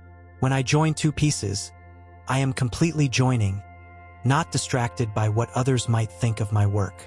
He ran his hand along a smooth piece of wood. "Each action receives my full attention, so each action is complete and accurate. Mistakes happen when part of my attention is somewhere else, either in the past, wondering if I did something wrong, or in the future, worrying about the outcome." "But surely you must plan ahead?" the student asked. "Of course I plan," the carpenter smiled. "But when I'm planning, I'm completely planning. When I'm cutting, I'm completely cutting. I don't try to do both at once. Full attention to the present task naturally takes care of the future." Teaching. Excellence and peace come not from divided attention, but from giving ourselves completely to whatever we're doing in this moment. When we're fully present with our current task, we naturally perform it better and with less stress. Carpenter practice. Choose a task you need to do today. Instead of doing it while thinking about 3 other things, give it your complete attention. Notice how the quality of both the work and your experience changes when you're fully present. The teaching of the Buddha's breathing. A group of monks approached the Buddha complaining that their meditation was boring and they weren't experiencing any profound states or insights. The Buddha listened and then said, "My friends, how long have you been breathing? All our lives, of course, they replied. And in all these years of breathing, have you ever been bored by the breath when you were drowning? The monks were puzzled. Well, no. But what does that have to do with meditation? The Buddha smiled compassionately. When you're drowning, each breath becomes precious, vital, the most important thing in existence. You're not bored because you're completely present with the breath. Your life depends on it. He continued, in meditation, we practice recognizing that each breath is equally precious, equally vital. We're not drowning in water, but we are drowning in distractions, worries, and mental busyness. The breath is our lifeline to the present moment. But how do we make breathing interesting when we're not in danger? A monk asked. You don't make it interesting, the Buddha replied. You discover the interest that's already there when you pay attention. Each breath is unique, different in temperature, depth, rhythm. Each breath connects you to life itself. Boredom comes not from the breath being dull, but from bringing a dull mind to a miraculous process. Teaching, present moment awareness reveals the extraordinary nature of ordinary experiences. When we bring fresh attention to simple processes like breathing, we discover they're endlessly fascinating and naturally calming. Breathing awareness. For the next few breaths, pay attention to breathing as if your life depended on it. Notice the temperature of the air, the sensation of expansion and contraction, the natural pause between inhale and exhale. What do you discover when you bring complete interest to this simple process? The story of the Zen master's garden. Master Dogen was working in the monastery garden when a visiting scholar approached him. The scholar was surprised to see such a revered teacher doing manual labor. Master, the scholar said, surely someone of your wisdom and attainment shouldn't be doing such mundane work. Wouldn't your time be better spent in meditation or teaching? Dogen continued pulling weeds mindfully and replied, when I pull weeds, I am completely pulling weeds. When I sit in meditation, I am completely sitting. When I teach, I am completely teaching. To me, there is no hierarchy among these activities. The scholar persisted, but surely meditation and teaching are more spiritually valuable than gardening? Dogen paused and looked directly at the scholar. You see weeding as separate from meditation because you think meditation is about the posture of sitting rather than the quality of attention. You see gardening as separate from teaching because you think teaching is about talking rather than demonstrating how to live. He returned to his work. This garden teaches anyone who watches how to be present with what needs attention, how to care for what is growing, how to remove what is harmful with gentleness, how to work in harmony with natural processes. Every action performed with complete awareness is both meditation and teaching. Teaching, mindfulness transforms any activity into spiritual practice. There are no mundane activities when we bring complete presence and care to what we're doing. Every moment offers an opportunity for awakening. Garden practice. Whatever work you do, whether in an actual garden or washing dishes or organizing papers, approach it as both meditation and teaching. What does this activity teach you about patience, attention, care, or presence? The Zen of eating meditation. A student who had been practicing meditation for several months still felt restless and distracted. He approached Master Thich Nhat Hanh during a retreat and said, Master, I sit for meditation, I do walking meditation, but my mind still races. What am I missing? The master invited the student to join him for lunch. They sat together quietly, and the master began eating very slowly, chewing each bite thoroughly, pausing between bites. At first, the student felt impatient with the slow pace, but gradually he found himself matching the master's rhythm. As he ate more mindfully, he began to notice the flavors, textures, and even the warmth of the food in ways he had never experienced. After the meal, the master asked, "How was your lunch?" "Different," the student replied thoughtfully. "I actually tasted my food for once, instead of just consuming it while thinking about other things." The master nodded. "You have been treating meditation as something separate from life, something you do at special times, in special postures. But mindfulness is meant to be woven into all activities. When you eat with awareness, you're meditating. When you listen with full attention, you're meditating. When you speak with consciousness of your words' impact, you're meditating. Teaching, meditation is not confined to formal practice periods. Every activity, eating, listening, speaking, working, can become an opportunity for mindful awareness when we bring conscious attention to it. Eating practice. Try eating your next meal in complete silence, paying full attention to the experience. Notice colors, smells, textures, flavors. Chew slowly. Put down your utensil between bites. What do you discover when you're fully present with nourishment? The story of the present moment. A time traveler approached Master Huang Po with an unusual complaint. Master, I have the ability to travel to any point in time, past or future. I've seen great historical events and glimpsed what's to come. But somehow I'm never satisfied. I'm always restless, always seeking the next experience. Huang Po listened with interest and then asked, in all your travels through time, have you ever visited the present moment? The time traveler laughed. Of course, I'm in the present moment right now, talking with you. Are you? Huang Po asked gently. As we speak, where is your attention? Are you fully here? Or are you thinking about your past adventures and future journeys? The time traveler paused, realizing that even as he stood in the present, his mind was indeed wandering through memories and plans. Huang Po continued, you have access to all of time, but you haven't learned to inhabit any moment completely. The present is the only time that actually exists. The past exists only in memory, the future only in imagination. Yet it's the one place you haven't truly learned to visit. But how do I visit the present moment? The time traveler asked. You don't travel to it, the master replied with a smile. You stop traveling and discover you're already there. Teaching, the present moment is not a place we go to but where we always already are. The practice is not about getting somewhere else but about recognizing and inhabiting where we are right now with complete attention. Present moment practice. Right now, without changing anything about your situation, simply arrive fully where you are. Feel your body, notice your surroundings, sense your breathing. This is it. This is the present moment that all meditation practice points toward. The teaching of the mindful bell. At the monastery where Master Thich Nhat Hanh taught, a bell would ring periodically throughout the day. Whenever the bell sounded, everyone would stop what they were doing and take 3 conscious breaths before continuing.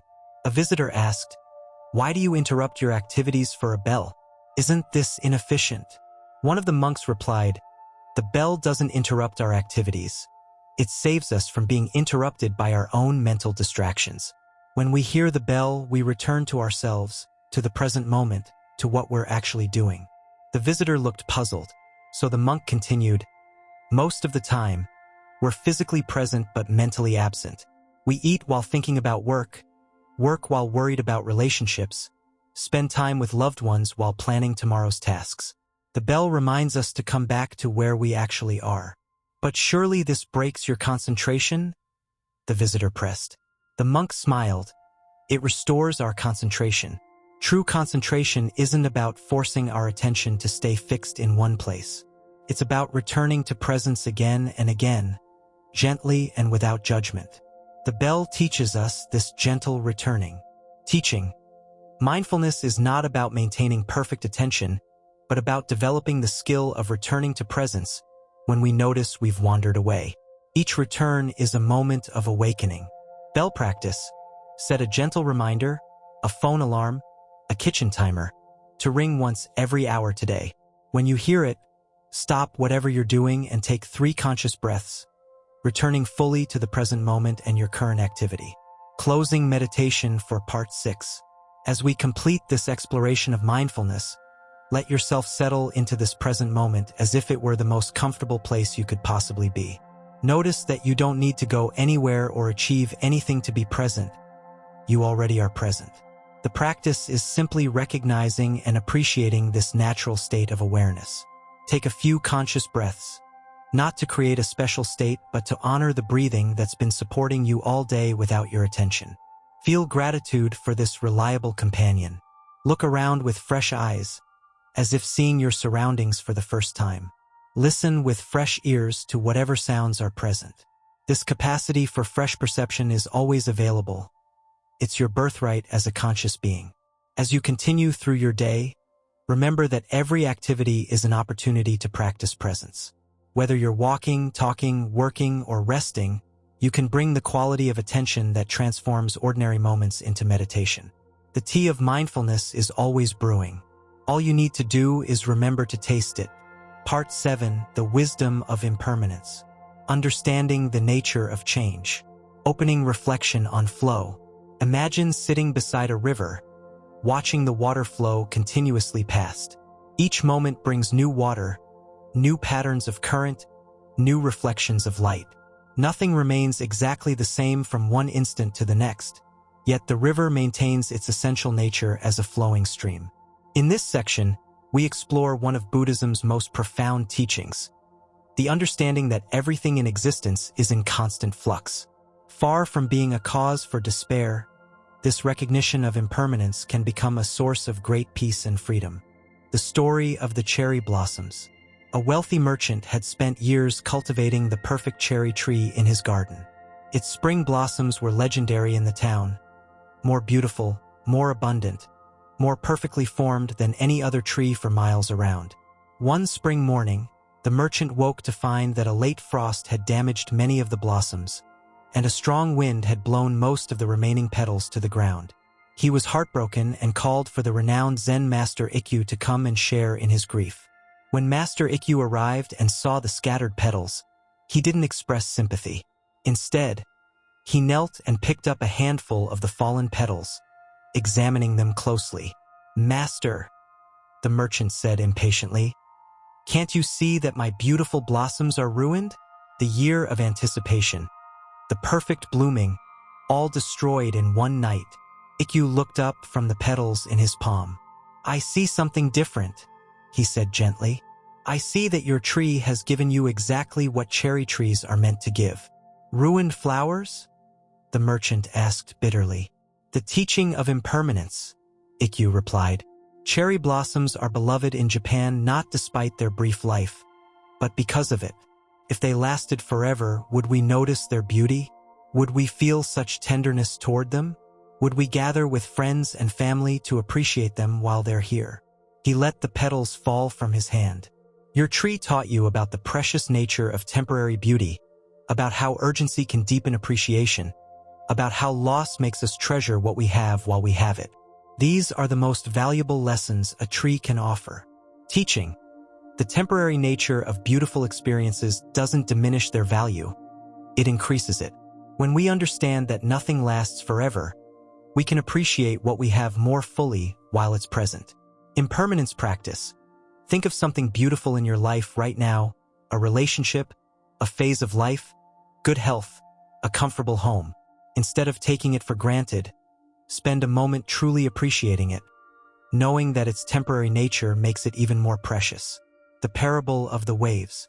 A young wave in the ocean was frightened as it approached the shore. It had heard that waves die when they crash onto the beach, and it was filled with terror about its approaching end. An older wave, seeing the young wave's distress, came alongside and asked, "Why are you so afraid?" "I'm going to die," the young wave cried. "I'm going to crash on the shore and disappear forever." The older wave looked at the younger one with compassion. "My dear friend, you're afraid because you think you are only this wave. But look more deeply. What are you really?" The young wave considered this.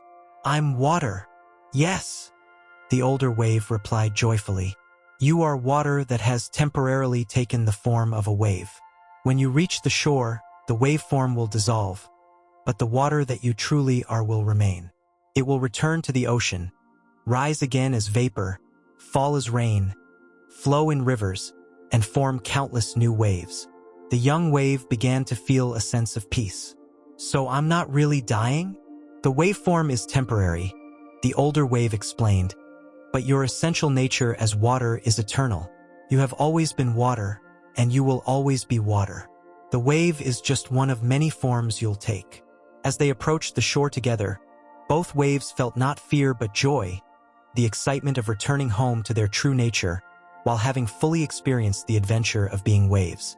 Teaching. We often suffer because we identify ourselves with temporary forms, our roles, our bodies, our circumstances, rather than recognizing our essential nature that continues through all changes. Understanding impermanence can reduce our fear of change and loss. Wave practice. Consider the different forms you've taken in your life: child, student, employee, parent, etc. Notice that while these roles have changed, something essential about you has remained constant through all transformations. What is this unchanging aspect of yourself? The story of the monastery seasons. A new monk arrived at a mountain monastery in early spring, when the gardens were just beginning to show signs of new growth. He was enchanted by the fresh green shoots, the budding trees, and the sense of new life emerging everywhere.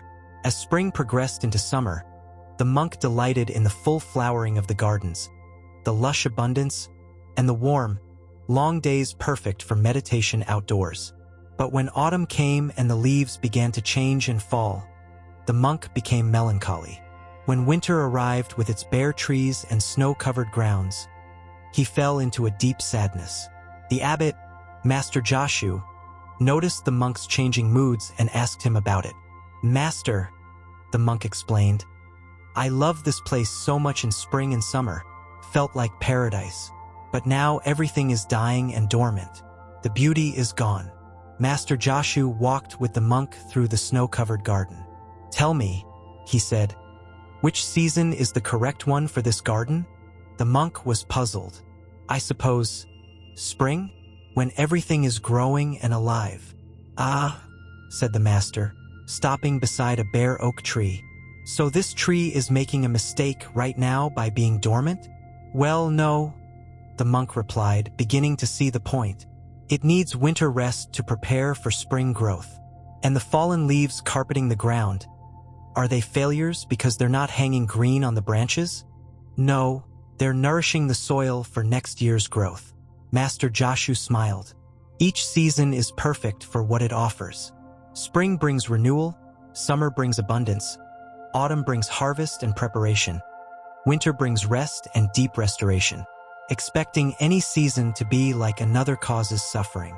He paused, watching the monk's understanding deepen. Your life too has seasons. Times of growth, times of abundance, times of letting go, times of rest.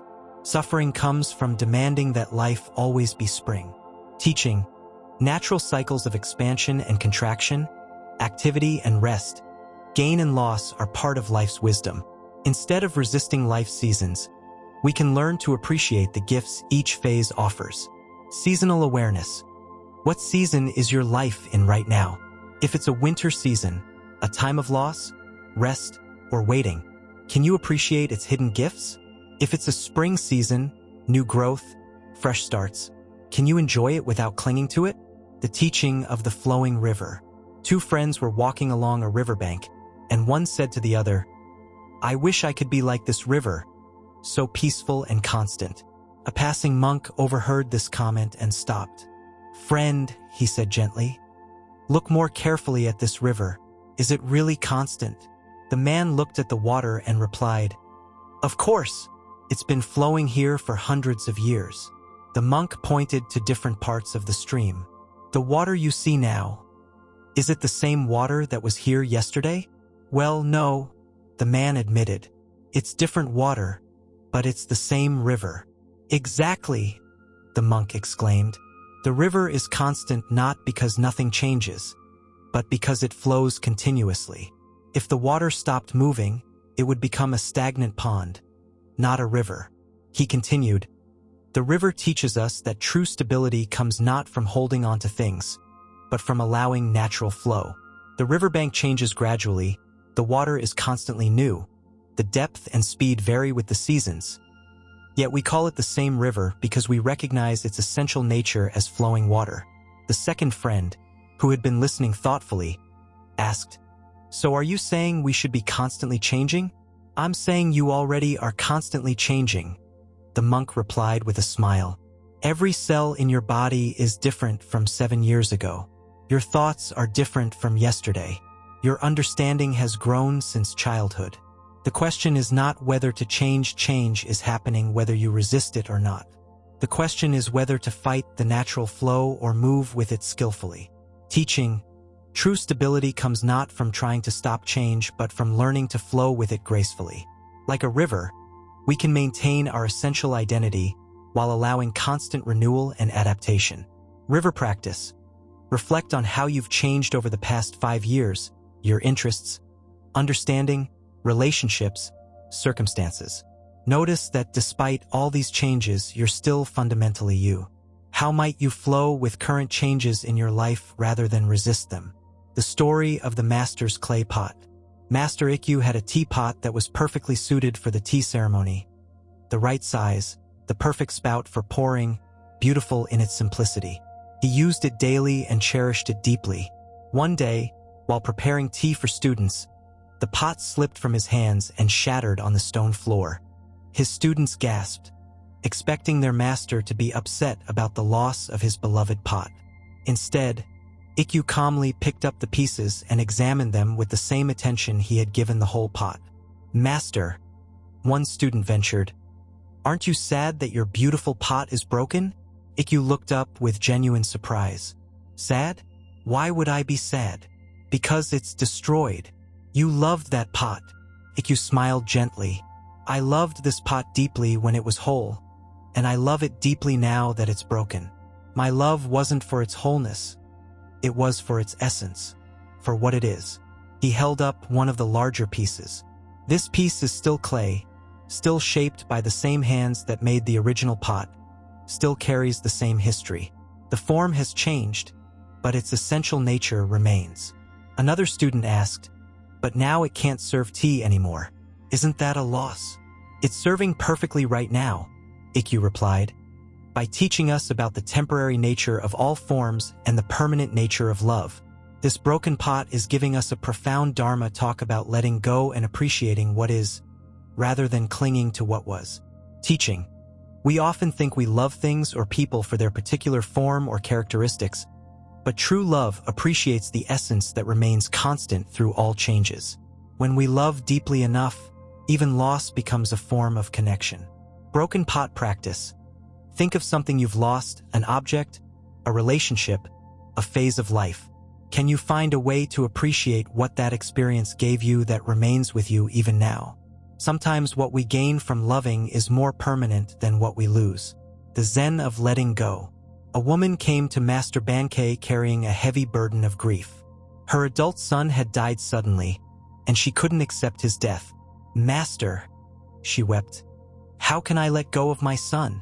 People tell me I must accept his death and move on. But how can a mother let go of her child?"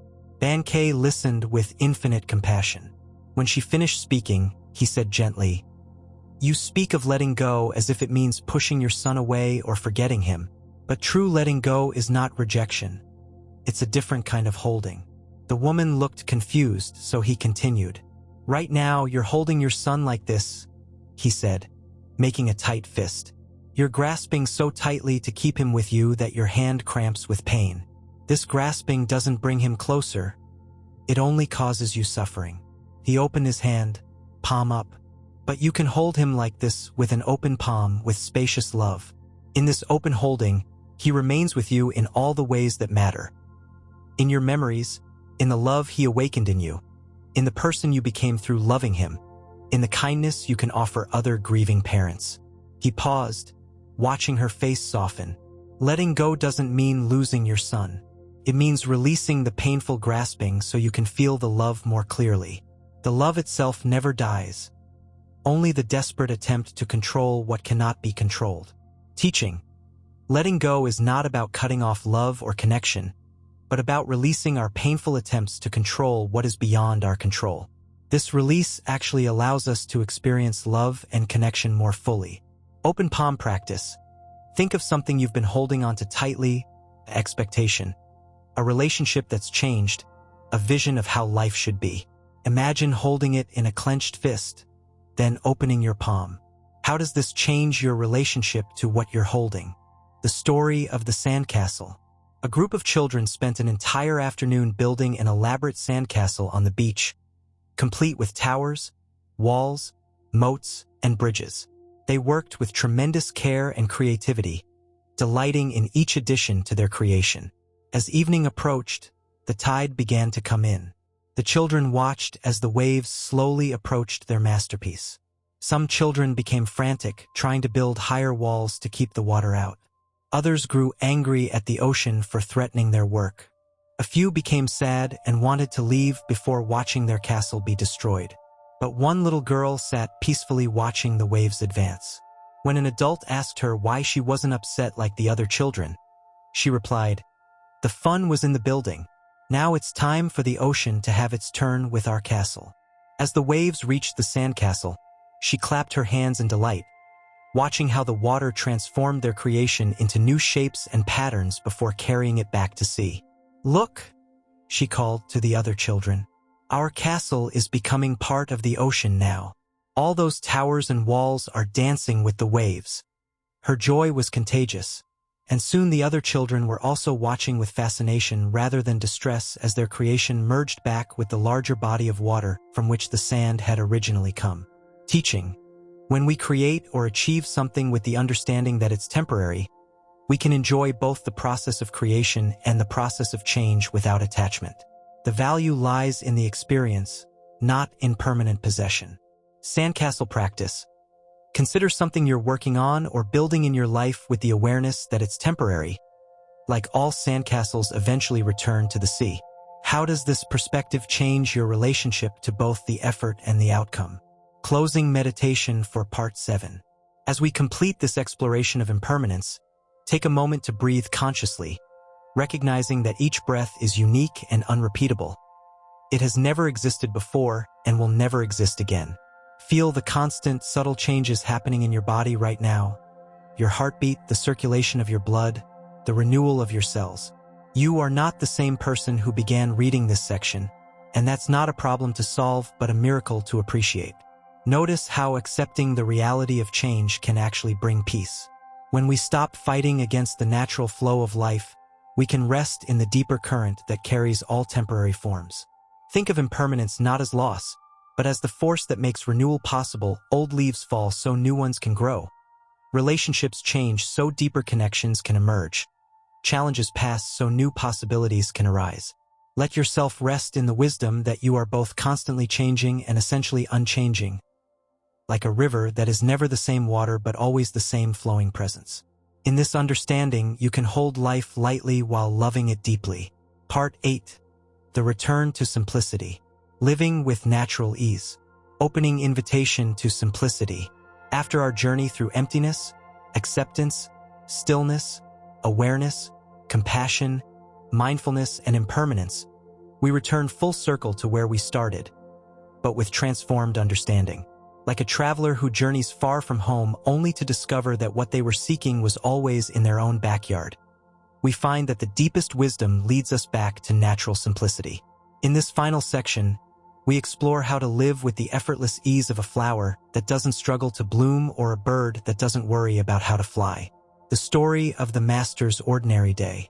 Eager student traveled for months to reach the remote mountain temple where Master Linji was said to possess extraordinary wisdom and powers. The student arrived expecting to witness profound teachings and miraculous demonstrations. Instead, he found the master chopping vegetables in the kitchen. "Master Linji?" the student asked hesitantly. "Yes," the master replied without stopping his work. "I've come to learn about enlightenment and the deepest spiritual truths." "Wonderful," said Linji, continuing to chop. "Please, sit down and we'll talk while I prepare lunch." The student sat, waiting for profound discourse, but the master only spoke about ordinary things: the freshness of the vegetables, the importance of sharp knives, the satisfaction of preparing nourishing food. After an hour, the frustrated student interrupted. "Master, when will you teach me about enlightenment? When will you share the deep spiritual practices? I didn't travel all this way to watch you cook." Linji paused and looked at the student with gentle eyes. "My dear friend, for the past hour I have been demonstrating the deepest spiritual practice.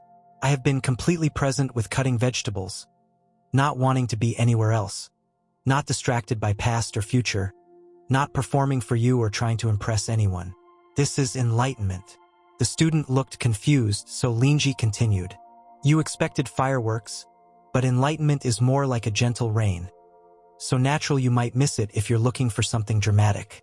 When you can chop vegetables with the same presence I'm demonstrating, when you can live each ordinary moment with complete attention and contentment, then you'll understand what you've traveled so far to find. Teaching. Spiritual attainment is not about achieving extraordinary states, but about bringing extraordinary presence to ordinary activities. The sacred is hidden within the mundane, waiting to be discovered by those who approach simple tasks with complete attention. Ordinary enlightenment practice. Choose the most mundane task you'll do today: washing dishes, making your bed, organizing papers. Approach it with the reverence and attention you might bring to a sacred ceremony. What do you discover when you treat ordinary activities as spiritual practice? The parable of the complicated lock. A man inherited an ancient treasure chest with an incredibly complex lock, hundreds of tiny gears, multiple keyholes, intricate mechanisms that required precise timing and coordination to open. He spent years studying the lock, consulting experts, learning about each mechanism. He practiced the opening sequence daily, memorizing the exact order of turns and movements. The process was exhausting and took hours each time he attempted it. One day, feeling frustrated and defeated, he slumped against the chest in exhaustion. As he leaned on it, it opened effortlessly. Confused, he examined the lock more carefully and discovered a simple truth. The elaborate mechanisms were all for show. There was a tiny, almost invisible button hidden on the side that opened the chest immediately when pressed. He had spent years mastering complexity when simplicity had been available all along. Teaching. We often make our spiritual journey more complicated than necessary, thinking that profound truth requires elaborate practices and complex understanding. Sometimes the direct path is the simplest one, returning to basic presence, awareness, and kindness. Simple button practice. In what area of your life have you been making things more complicated than necessary?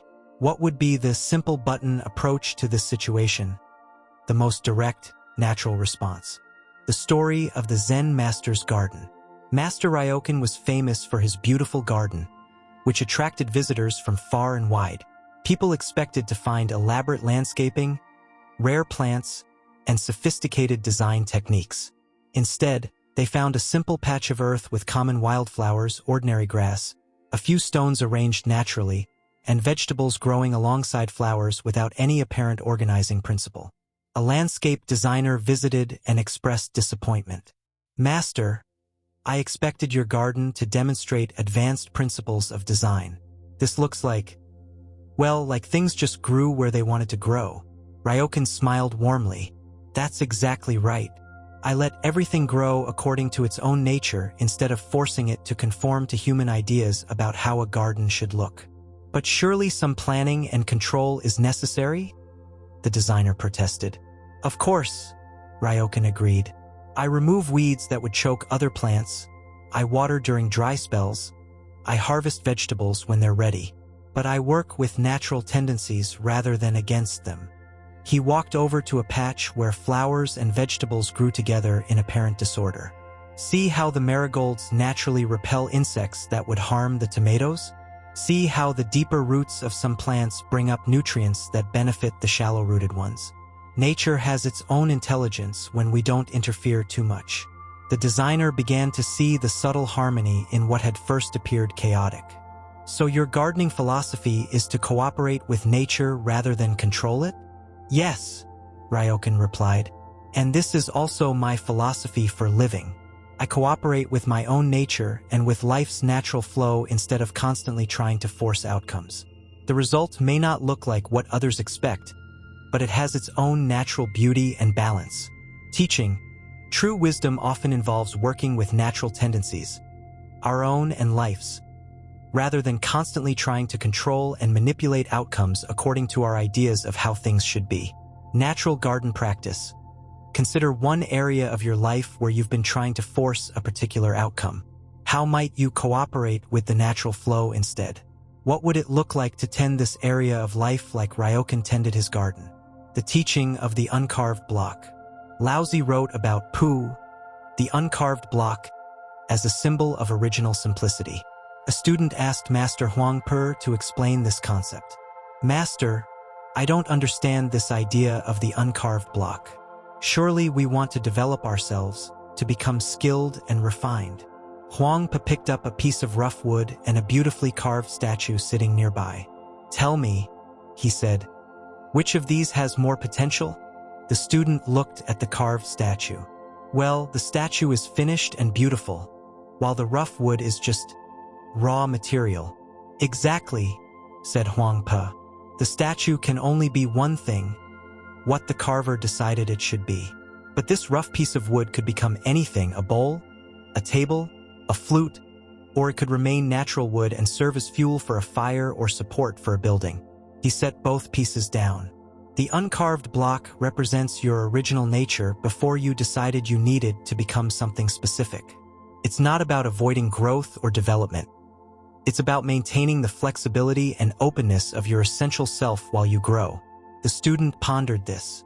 "But don't we need goals and direction in life?" "Of course," Huang Po replied. "But consider the difference between a tree that grows toward the light while remaining rooted in its essential tree nature, and a tree that tries to become a bird because it thinks flying would be better than growing. The first maintains its natural essence while developing fully. The second loses itself in pursuit of what it was never meant to be." Teaching, true development maintains connection with our essential nature rather than trying to become something fundamentally different from what we are. Simplicity means acting from our authentic self rather than from ideas about who we should be. Uncarved block practice. Spend some time in quiet reflection asking yourself, what is my essential nature beneath all the roles, achievements, and identities I've accumulated? What qualities remain constant regardless of your circumstances? The story of the simple meal. A wealthy businessman, stressed from constant deal-making and complex negotiations, sought out Master Joshu for wisdom about finding peace in his demanding life. "Master," he said, "my days are filled with complicated decisions, difficult people, and endless problems to solve. How can I find simplicity in such a complex world?"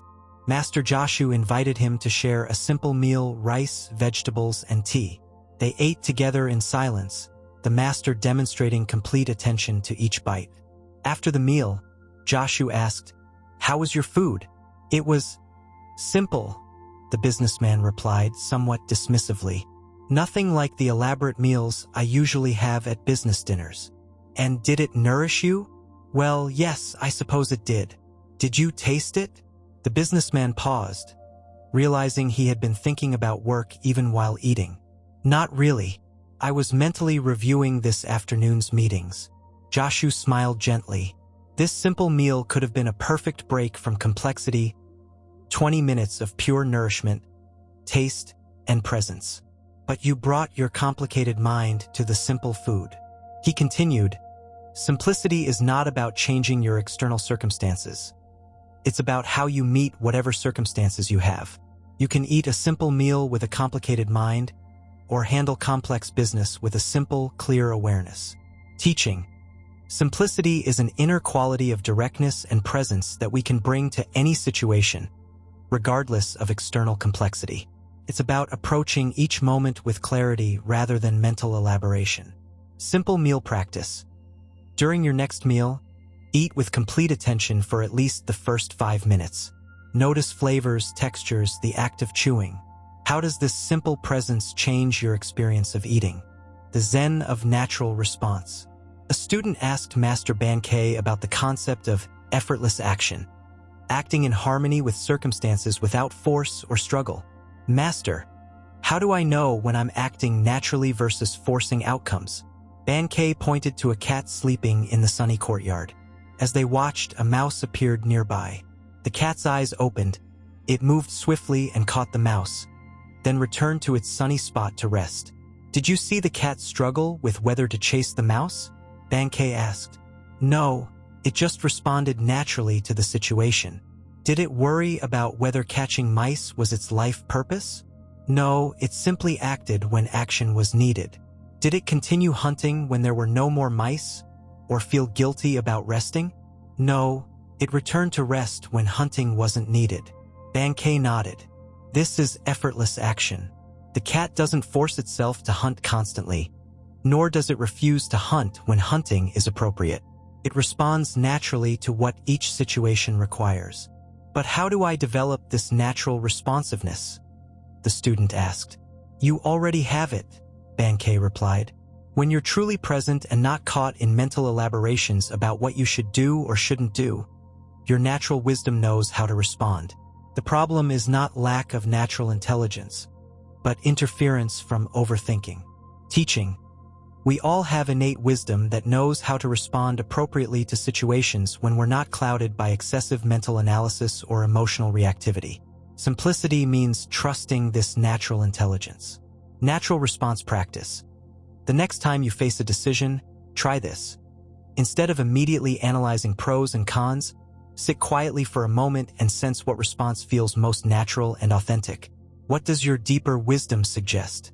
The story of the master's daily routine. A productivity expert visited Master Dogen to learn about time management, expecting to discover sophisticated systems for spiritual efficiency.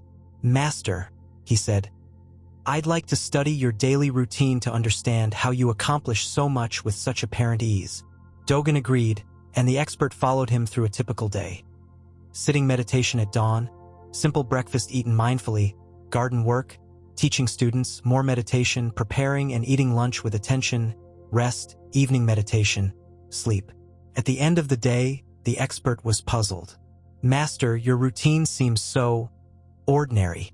Where are the productivity techniques, the advanced time management strategies? Dogen smiled. What did you observe about how I did each activity? Well, the expert reflected. When you meditated, you just meditated. When you ate, you just ate. When you taught, you gave complete attention to the students. When you worked in the garden, you seemed fully absorbed in that. Yes, Dogen nodded. That is the most advanced time management technique possible. Being completely present with whatever you're doing instead of dividing your attention among multiple concerns. But surely you must plan ahead and multitask to be efficient? When I plan completely. But when I eat, I don't also plan. When I teach, I don't also garden. This complete attention to one thing at a time is far more efficient than scattered attention to many things simultaneously. Teaching, true efficiency comes not from doing more things at once, but from doing each thing with complete presence.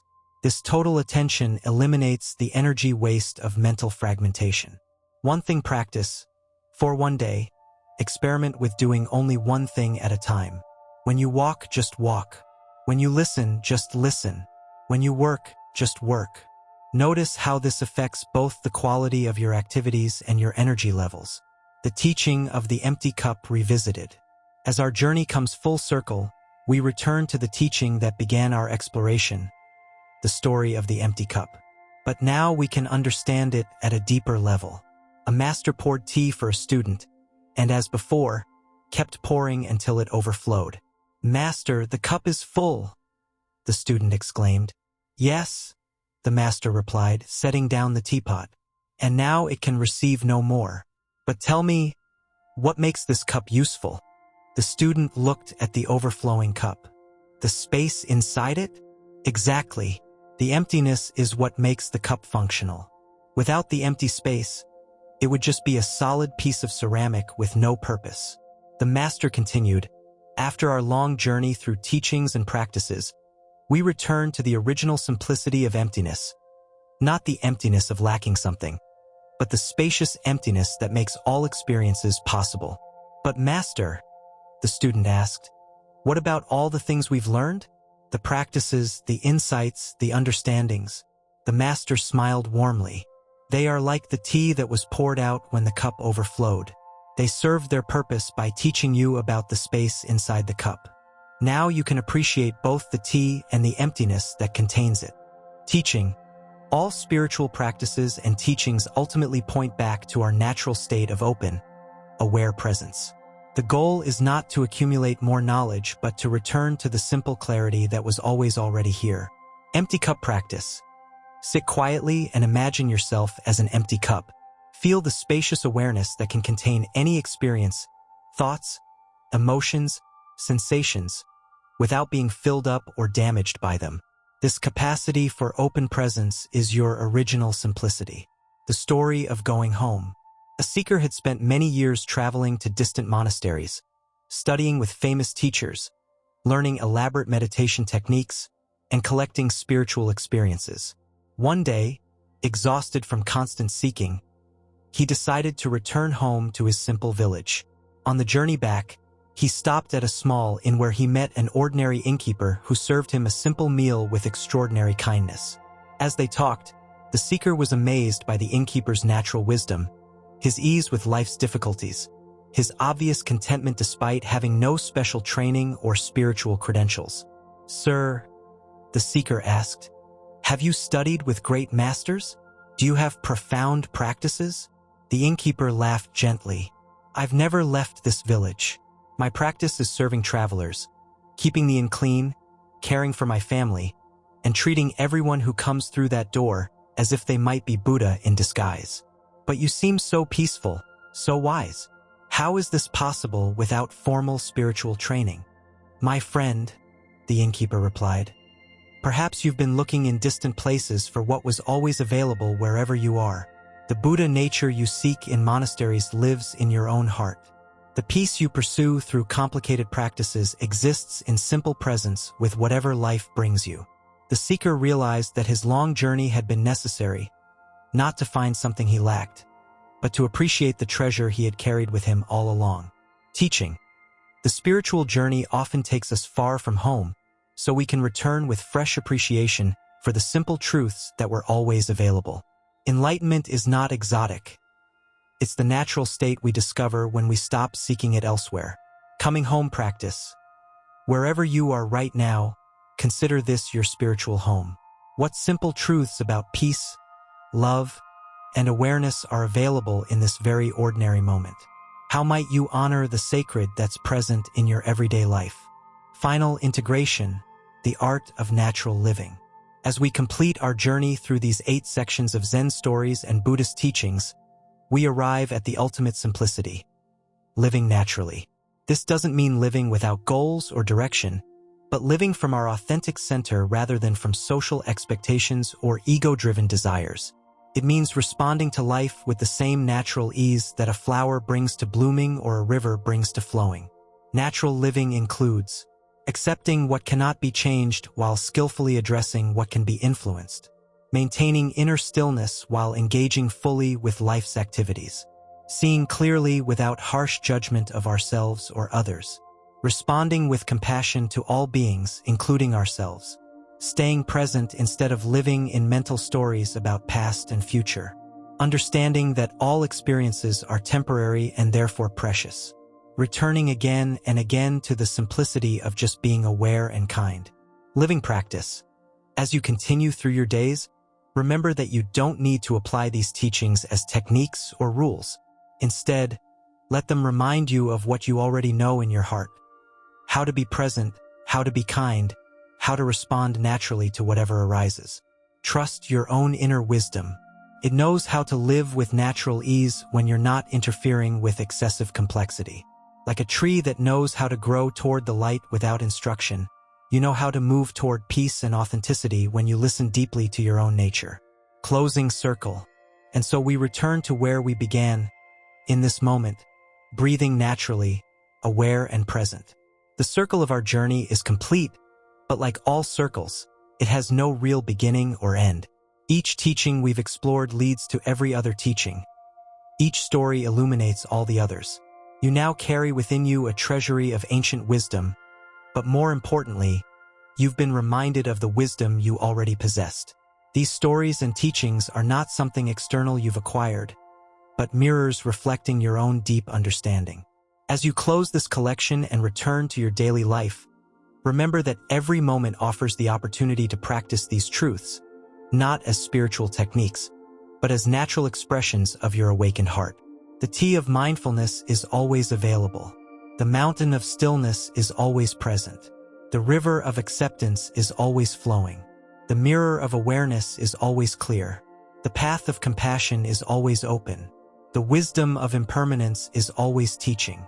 The garden of simplicity is always blooming. You are already home. You have always been home. Welcome to the rest of your naturally awakened life. May all beings be happy. May all beings be peaceful. May all beings be free from suffering. May all beings live with natural ease. The end.